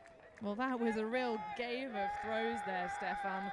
Both sides just like, I can throw it better than you can. And turns out it was the German O-line that ended up with the absolute picture perfect throw. Set up really nicely. And as you say, it looked a little bit like that could have been for Boytenmüller, but taking and exploiting a little bit of a height mismatch there for Hartley Greenwald after he run down that one that just sailed completely out of bounds. So ignoring the advice of the coaches, trying to route one it, not the best plan of action for the French. Squandered opportunities there. I've got to believe that these lines are going to shorten, but based on what we're seeing, that's not changing. It is the same 7 out there. Well, we're still in pool play, so there's the potential in the coach's mind of saying, okay, no, this is the system that we've run through with, of course, made that windmill final and pushed the Mooncatchers very, very hard indeed. Dreamy game to watch for sure. We brought you that coverage. Yes, we did. But I think there's a potential danger if you tighten your lines at this point. This is this is not do or die. This is playing for placement into that championship bracket. Of course, if you can avoid a pre-quarter matchup, then that's a great way to rest your legs. But you've got to trust your system here. You've made the call way earlier in the season. This is how we do it here on the French Open side. So maybe not too much line tightening apart from universe or end of game situations where you start to really think about your matchups in particular. I agree with that. You gotta believe in the system if you're gonna deploy it. And well, they are sticking to it. Mate goes around, Petitot, another one of the peroxide club of this French team with the dyed blonde hair. Now Ravo. Ravo goes inside to Mate. Mate drops back, Quentin Roger. Mate gets again wound up, didn't like it. Smart holster. Roger, he likes it. Puts it deep. Pilou Combré on the chase. He gets there, keeps the back foot down, and the French score this hold. Well, that flattened out marvelously. When it first went up, I was not a believer in that being able to be caught in bounds, but it didn't require anything super fancy in the end, just straight burn along this near sideline. A really difficult throw to execute. You can see Mate here, looks it off, throws that inside backhand break. The sliding foot, the defender can't do anything to stop it because of the momentum, and just a nice bit of toe work from Pierre-Louis Combré, who of course we saw had that amazing bodily control on defense earlier stages of this match. So a beautiful throw from Roger, again throwing in that same channel under pressure when you are almost back against the wall situation. We're not in the final of the points available. This is of course a game being played to 15, but that just speaks to the caliber and mentality of Roger as a thrower, able to execute that perfectly. You better believe that one did flatten out. I think I agree with you there. It was right out of hand. I was like, I'm not sure about this, but it did flatten out.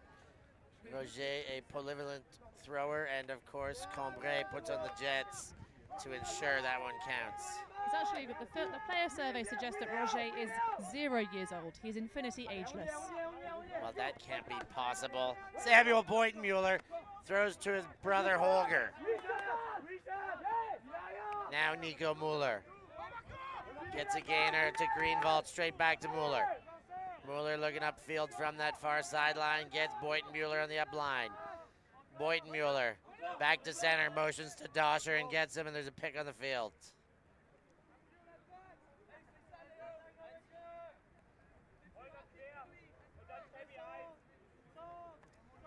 Steph Doscher back in play. Samuel Boytenmuller back to Doscher. Doscher goes high. There is a chance to defend, and it is knocked away as Helbrecht Toe gets banged up on the aftermath. not something that impacted the ability to make a play on the disc for anybody, but certainly not the body control required at this elite level. No, I mean, everybody had their chance there. I think there was some bashing and boshing of bodies on the way down and stuff, but that, I mean, that to me screams turnover. Let's see what they think. Indeed. What we think is completely irrelevant because we're not athletes on the field. But of course, this is one of the things that we love about this sport, is the self-refereed nature, allowing the players on the pitch to come to a resolution. They do have our replays available should they desire them. You can see that knocks off a hand with no contact, and then afterwards the Bosch comes through. Let's just get a potential another look at it. But it did look like the disc was turned over before that big contact happened. There were two pairs of French hands with no bodies on them that bobbled the disc, and then that unfortunate contact that then comes through afterwards. Yep, they have resolved it. Looks like it's going back to the thrower. Unfortunate there for the French. That looked like a turnover to me. Well, at the end of the day, there was a big level of contact afterwards, which is, you know, not what you expect, certainly at this level. So probably a fair resolution just on the messiness that followed that block. Dodger. Shovel pass and gets the bidding Samuel Boytenmuller. French defense tightening up. Holger Boytenmuller now. Holger swipes with the forehand, fakes, puts it away. Mueller collects near sideline. Nico Mueller cuts through the defense. Holger Boytenmuller gets it to his brother, and the Germans get away with one and put it on the board shortly thereafter. I got confused. We were watching that replay so long. I thought that was a French turnover, not a German turnover. But I mean, heck, that's a really great way to respond when you get the disc back. Very smooth, very efficient, very rapid pace offense, and we are now 3 points away from the win here in power balls for Germany. But there have been opportunities to break that were squandered in the last point for the German O-line. The French turned them over twice and couldn't make anything with it just because they kept bombing it deep. Yeah, I mean, that is very much squandered opportunities. It is, I mean, they didn't get the second opportunity, even as it's very acceptable, Hannah, for us to get confused, the amount of ultimate that we're putting into our brains right now. The odd player, too, gets beyond us, but it was the German throw there. It seemed like everybody went up, had a fair chance to go up, and there's just a whole bunch of misreading. But when you get those, you know, as they used to be referred to, the hospital passes, you throw it floaty enough and there's enough for 6, 8 people to get under it, there is inevitable contact. And it's tough when, like, that was just a bad throw. Well, the chat definitely don't like it. They would have preferred that turnover to stand and for the French to have had an opportunity, a look at a break in that last point. But that's how the cookie crumbles sometimes. The calls are made because, of course, this is the thing, most of the players on the pitch do not have the ability to look at the slow-mo replays that we do. And so that one lands in, rolls out. Chevalier had to dance around to ensure it didn't bounce off his leg. And because of that, they can walk to the front of the end zone instead of having to play it out of the back of the end zone. Ben Vignen, Giffard is off and running, well covered by Martin. Then the break throw was covered up. Chevalier finally gives an option, and Herbreto gets it on the far sideline. Herbreto has Chevalier under. Giffard went running, but the throw didn't go. And we have a stoppage foul on the mark.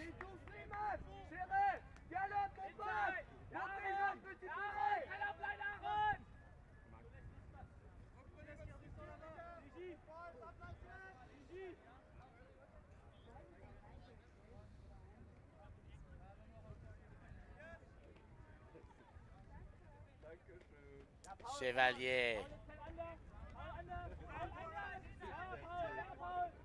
Gets to Giffard with the hands wide open, awaiting. El Breton cuts back to the inside and gets a look. Schlor dancing on the mark. El Breton breaks across the field to Chevalier. He directs, but gets Prior Martin, who gives and goes right away. Lièvre minds his toes. Now to Giffard. Clément Giffard. Ooh! The turn there, miscommunication. Benvenien turned away, and the throw still went. Wolf now and the Germans. A chance to separate. Schlor picks up. Schlor engages, gets a nice cut through traffic. Threads the needle. Wolf on the goal line now.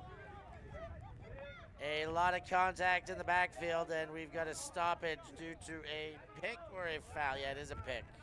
I'm really enjoying how chilled out Aaron Wolf is after having gotten that sort of, just snaffle opportunity on defense. Just looking around, really calm, no tension in the shoulders, just looks really so chill for the moment in this game. Back in play, Wolf gives it to Schlor on a short dump pass. Schlor looks straight back to Wolf, who's dancing against Giffard. Now Schall. Germans still on this doorstep. Good dump coverage there, but not enough. When they turn the other way, Schlor gets open, and the Germans separate. It's 13-9.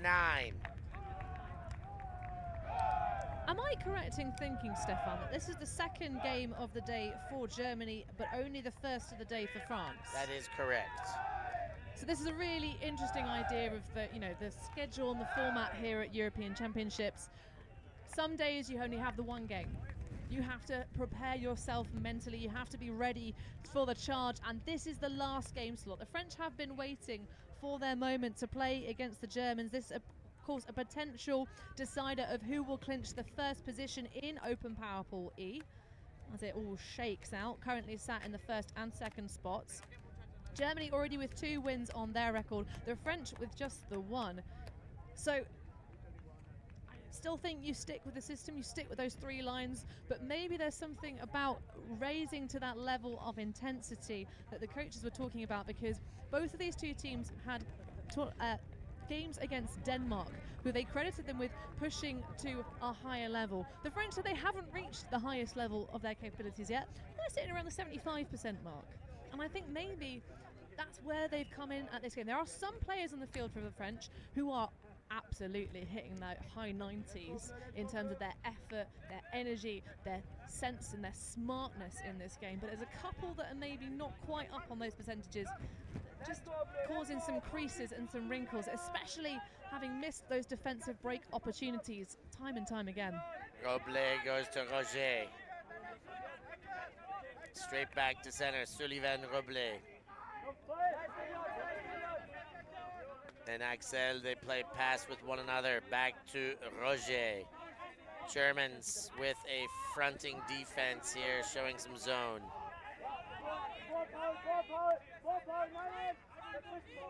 Roger winds up and goes back to Roblet in the swing space. Popped over to Bonnet. Bonnet feeds Roblet power position, but well covered up.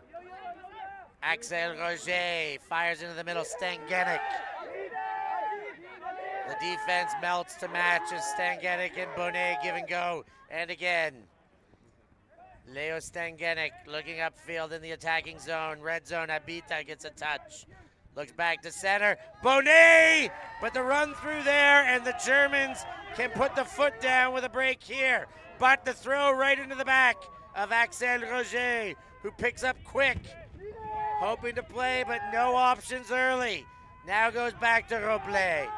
Roblet to Abita.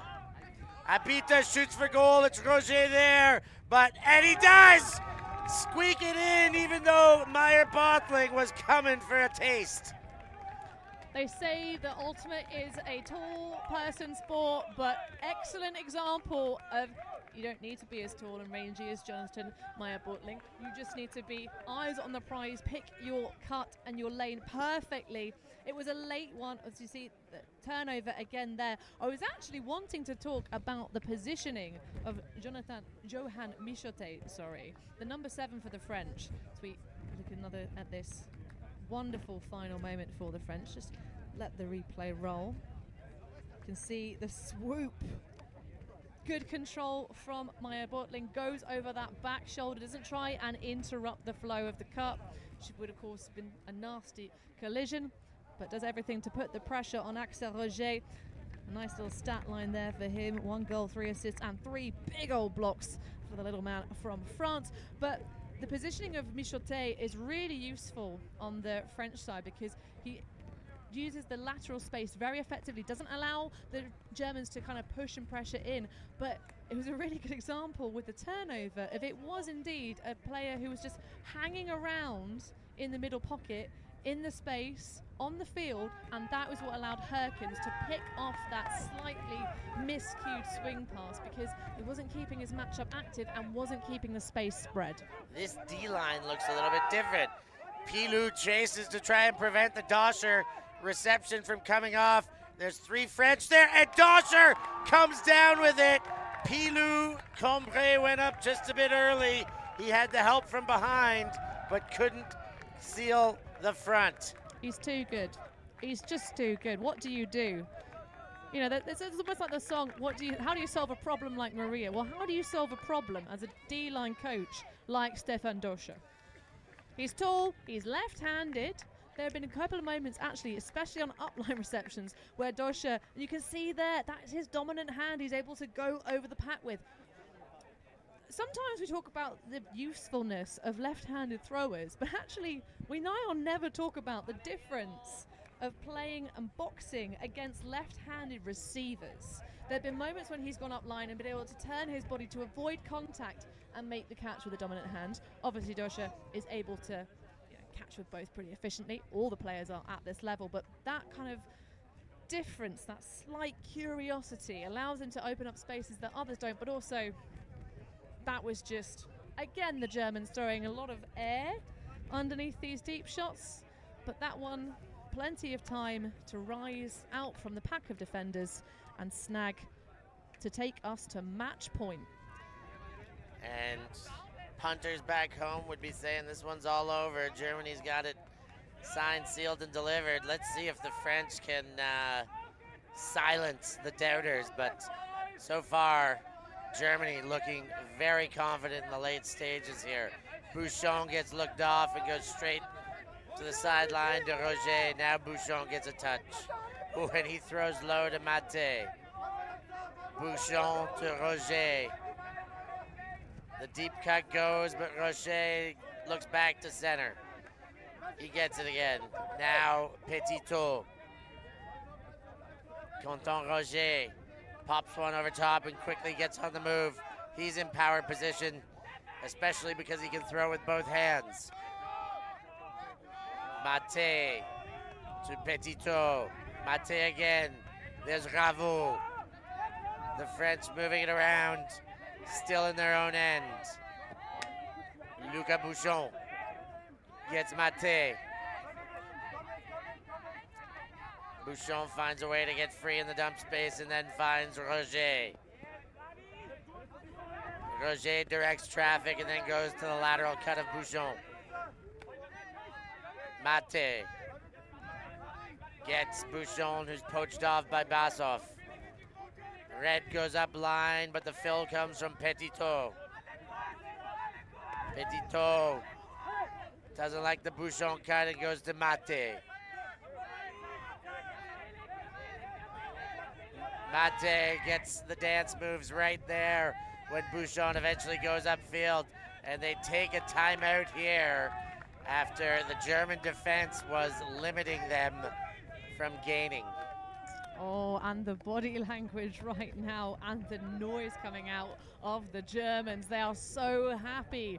Their first match point on defense to generate a timeout call. It's a shame because when that timeout went, there was a moment where Caius Mate was absolutely free, miles free of his defender. And I don't think any of the rest of the stack had necessarily picked up on it. I'm sure one of the German sideline was ready to alert the back of the stack to his streaking presence, but it's almost like during the course of that point, the downfield cutters became a little bit demoralized. There are a couple of moments where the French are happy to take on the force to get the connections with their star key handlers in this line, but there were moments where kind of, you had continuation hitting that break slide with beautiful timing, and they just didn't take it.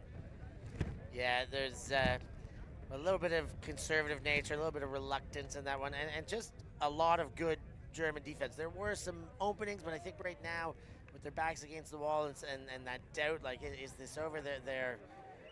I mean, I'd love to see them put it in and get a little spark of confidence to extend this game, but right now the Germans are in their head, and it's getting ugly. But that's the thing I've most enjoyed about this French offense, is actually when their lines are coming out with confidence, when they are taking on those big lateral swings with the blades, when they are actually taking those challenge, the leads are really good. Like, they're not playing bad offense in this game. There are moments when they get a bit too hasty, but generally in flow, they look very, very capable. So I want to see them, why not? Yeah, why not? Let's see what they can come with. They put themselves in a clean-looking vertical stack, maybe a little bit of an isolation at the front for Crash. Definitely. Well, that would make a lot of sense. He's been sort of, every third pass, him and his brother on their respective lines. And deservedly so. Been representing France for quite a few reps now. Bouchon has it tapped in and has a look. It's Crash first who moves, and he does get it to him in the lateral space. Roger scoops over top to Ravo. There's the confidence I was talking about. Oh, Bouchon has to go down, but does. And that one is stripped away as he tries to bring it back to chest level. Just getting a little bit of air, pulling up the jersey, showing us his abs. Back in play, Bouchon. Oh, and he does lead. A nice throw in the end. Roger zips one to Red. Oh, and he goes for the trailing edge, but it gets knocked away. Throw a bit too much spice on it. Should have been a scuba, mate. I kid. But I like that confidence. I like the taking on the shot. But can they now get the block back over the Germans, who mental-wise, they're having a ball right now. This is for the game. Germany from their goal line. Schall goes up line and gets. Myers-Bothling threatened deep, and that sure is threatening. Inside cut, Myers-Bothling holds his line. Schall to Basov. Basov goes back to Schall. Schall inside break to Wolf. The Germans recycle, looking to seal this game up with a goal at the end of the sequence. Can they put it together? That one would say, yo, my God, is that up? There is deliberation of opinion right now. Well, there's a stall out call, but oh my goodness gracious, that was absolutely fantastic work from Jonathan Myers-Bothling. What can't that man do? Nothing. I mean, that is definitely in hand, so that's not of question.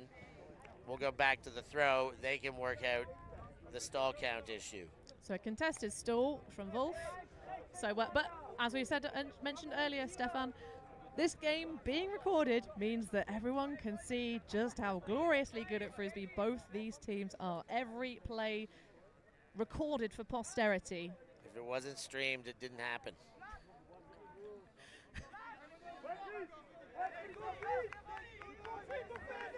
But a huge heads up from Myers-Bothling, the reaction speed to get to that disc. See if they can do it again. Wolf's gonna start with a disc here. Bravo ready to tap in. French need a D. Germans can finish this. Martin goes up. He drops back. Senfelder goes to Schall. Schall throws to Basov. Myers-Bothling was off and running again, and he threatens again. Schall with the disc. Monuz sticks around. French trying to get their switches right, and the Germans call a timeout this time. What happens when an immovable object meets an unstoppable force? Well, these 2-7 lineups, 14 players currently grinding out this first match point for Team Germany in this open division power pool match. The flattening of the marks from the French I really do like, because a lot of the movement and the flow from the Germans is coming from the inside backhand breaks. So they are trying to, a couple of height mismatches on these two kind of, 7 versus 7 in favour of the Germans, which is allowing them that little bit extra. There was a massive grab right in front of us from Felix Martin. Of course, the British athlete, who happens to be of German nationality as well, choosing to play for Team Germany. I'm trying to think if he trialled for GB or not. Either way, he's ended up on this squad. His first season playing for Clapham this year, picking up experience there. But certainly the height advantage in this point seems very apparent for the Germans. Yeah, you can see it there. There was at least 2 grabs that were dictated by the size of the bodies going for them. But I love the energy coming out of the French right now. They just had a little bit of a kind of dance, a chant, getting themselves fired up. So you see their coach there trotting off the field, more calm and controlled for the Germans, of course, now coming out on offense. Wolf will have the disc in his hand. The Germans set up whatever idea they've drawn up in their huddle.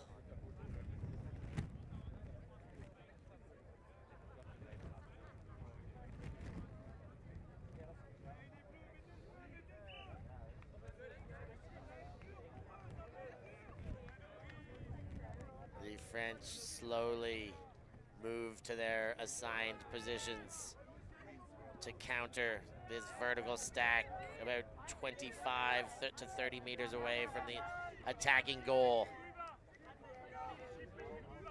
Wolf is in.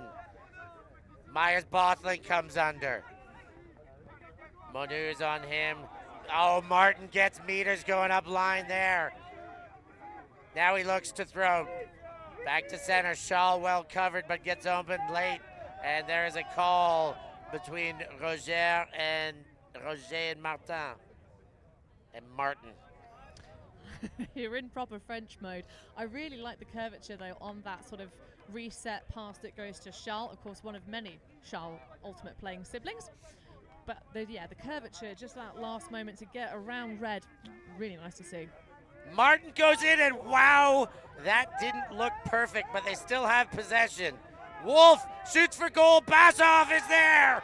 The Germans take this game and get away with a nice win over the French.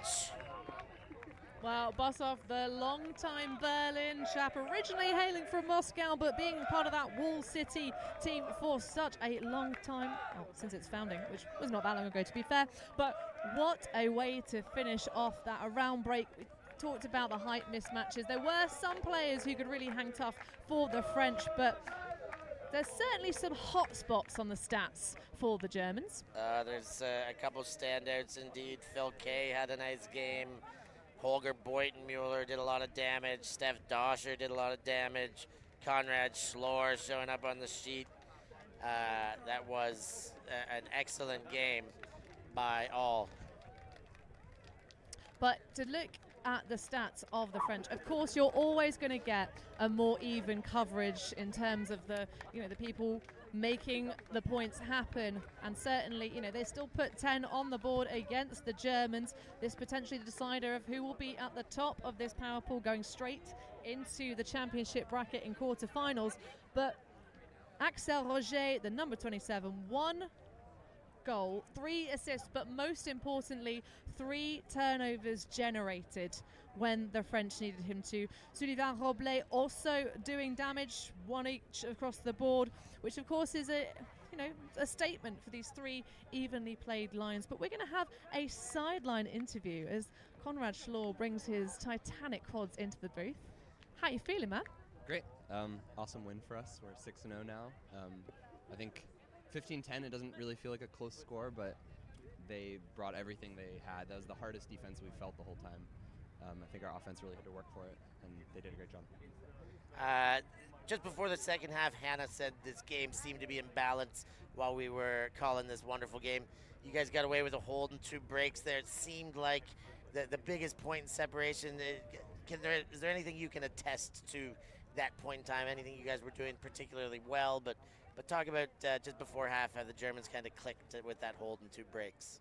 Yeah. I mean, we have been switching up the defense the whole time, getting different looks, and that might have contributed to it. But I think, honestly, just intensity. Like, after a certain amount of time, we grind them down a little bit more. It gets harder and harder, and I think we came out hard knowing that we wanted to break for half, and we did it, and yeah, felt good.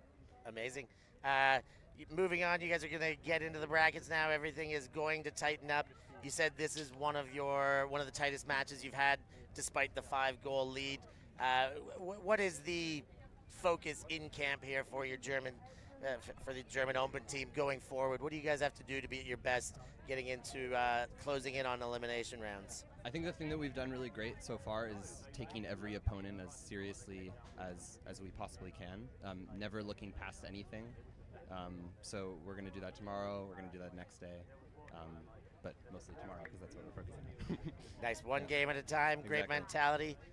So to talk about then taking all of these opponents very seriously, your coaches were saying that you'd maybe reached the high 80s, low 90s in terms of your potential to execute a game of Ultimate, for the full charge. Do you think you've reached, well, let's just say, what percentage do you think you were pushed to? There's always room above, so I'm not going to say a percentage or anything, but we can always get better, and we will. All right, well, there you go. That's not all that Team Germany have to give in the Open Division. Well, looking forward to seeing more of them. Thank you very much, Conrad, for coming up here. Why don't you go celebrate with your team? We'll be looking forward to your future results. Congratulations. Thank you very much for your time. Thanks, guys. We'll see you next time. Well, he wouldn't give me a percentage. Well, I mean, it's tough to put your neck out like that, but we're happy we got him in here. Always happy to get a word from these wonderful athletes, the cream of the crop here in Europe. Get to jump up in the booth. I'm surprised our riser could handle the weight of those massive quads as he stepped up. I'm certain he buys custom-made shorts to fit in there. Well, I mean, he is part of Wall City, who were the progenitors of the short lick. But looking at the map stats of this game, the break chances that France had considerably lower than the opportunities, and certainly opportunities taken by the German D-line. Yeah, 6 for 11, just better than 50% there. 50% when you're doubling the chances is going to win you a game every single time. And this time, no difference. I mean, I think it's the logical thing to say at the end of the game, like, the scoreboard doesn't reflect the game itself. There was such great effort. I do think that is fair stated in this game. A 5-point lead seems practically lopsided, but that game a lot closer than the 5 points would indicate.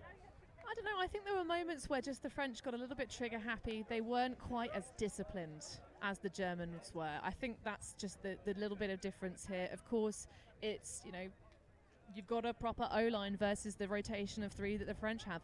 I respect them for sticking to that. I respect them for running those lines, not really changing the personnel up, especially at this stage in the tournament. We may see some clipping as we get into the knockout rounds of the championship bracket, but certainly I think there are some lessons to be learned from the French, and certainly I think their percentage number would be, they've been pushed very, very hard by this Germany side, but they've got a little bit more to give. And we're looking forward to seeing it all. What's left to give in the Open, in the mix, in the women's. It's all coming up every day, just getting better and better now. And we're about to cash in, but this is not the end of the ULTI coverage for ULTI.TV coverage for the day. We'll be there late night, Limerick late night live from 55. Make sure you tune into that and get all the hot goss from around the fields that we're going to bring to you with our special guests.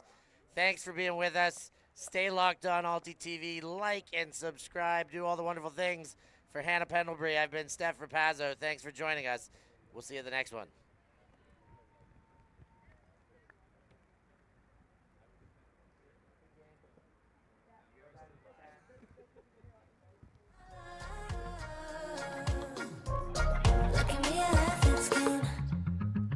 Did you play your part, hand too hard? Yeah, did you let me in? Did I give you space enough to waste every bit of ice? I can hear your thoughts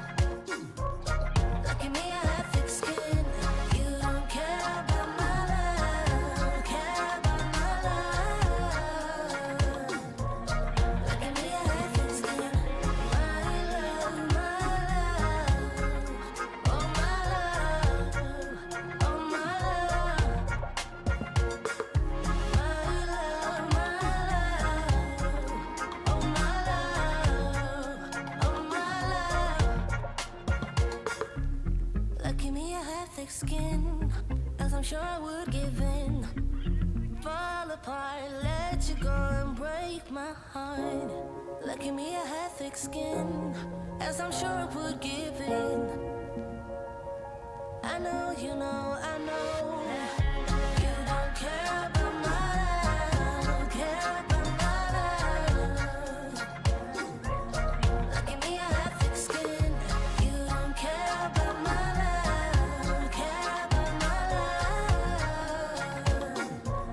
Lucky me, I have thick skin. My love, oh my love, oh my love.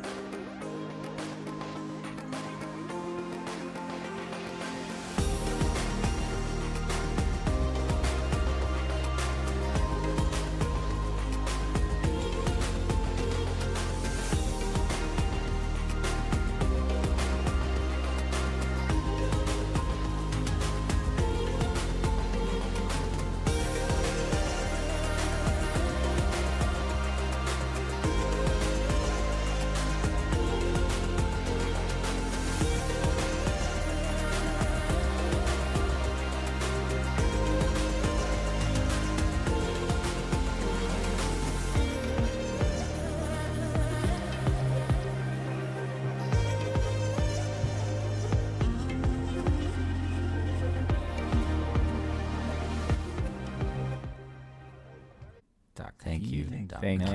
Thanks. Merci beaucoup. Yeah, Ultimate.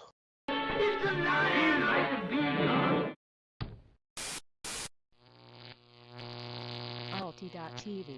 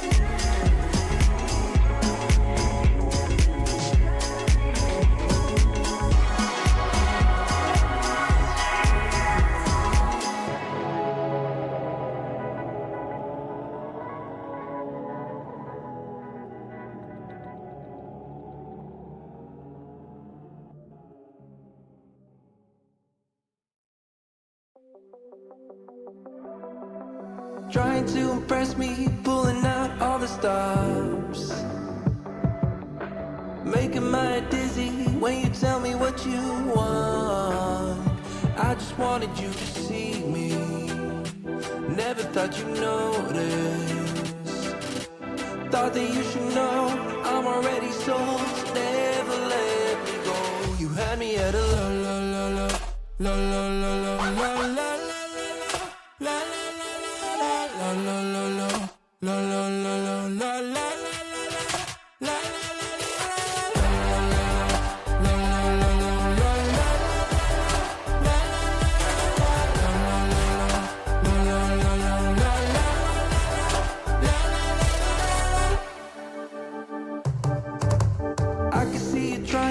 Finding ways inside my head.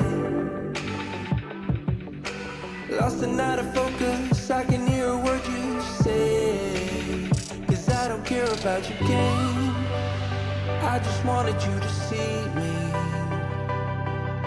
Thought that you should know I'm already sold, so never let me go. You had me at a la la la la la la la.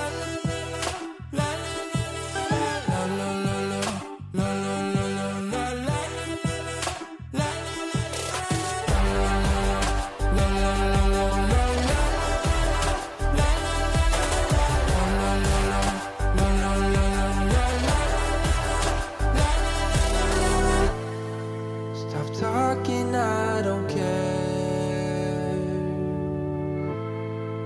With you, my mind is clear.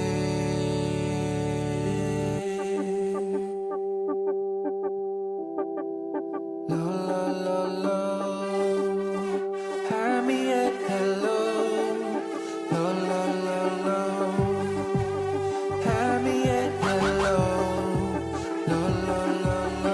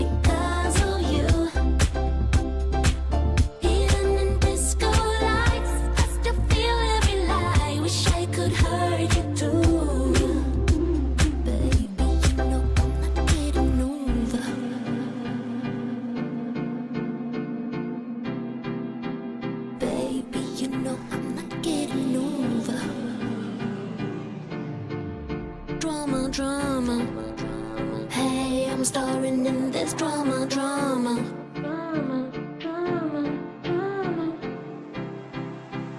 Baby, you know I'm not getting over you. Baby, you know I'm not getting over you.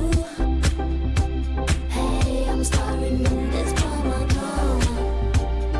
drama because of you. Even in disco lights, I still feel every lie. Wish I could hurt you too.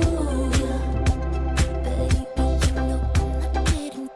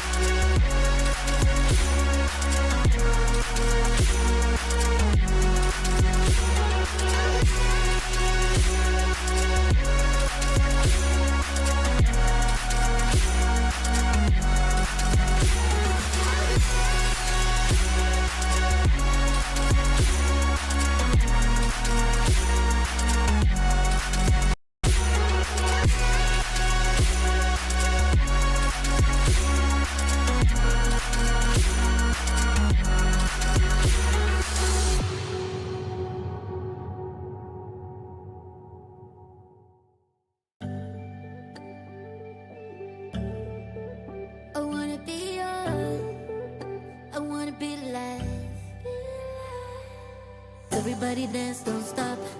I just need a minute to find out what I'm feeling, cause I'm about to go nuts. And my team is trying to say what's up. I've been waiting for this my whole life. Wanna do it again 3-4 times, cause it's better than a dream. Highway with young Lee, I will never get enough. So high, what a nice surprise. You're all I ever had in mind. I'm happy in the sky, a big case of desire. I will never say goodbye.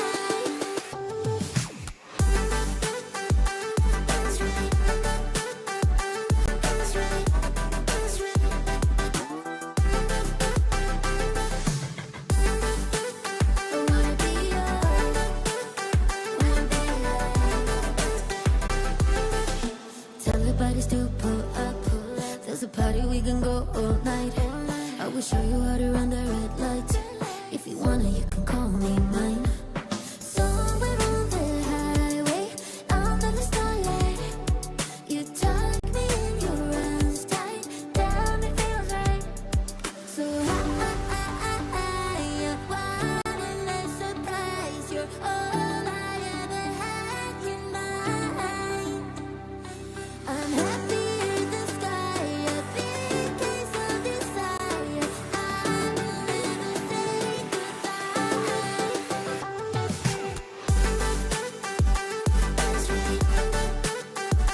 That's right. That's right.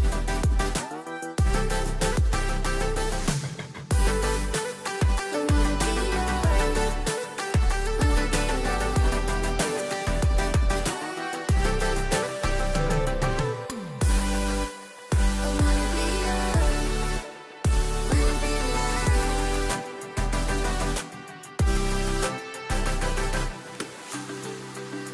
I know that's about balance. With you I'll be flying, we're flying, and nobody can see us. Our love is so unkind. That's right. That's right.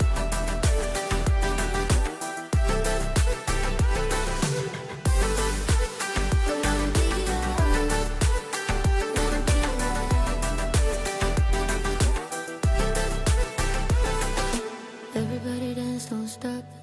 I just need a minute to find out what I'm feeling, 'cause I'm about to go nuts. And I love what I feel.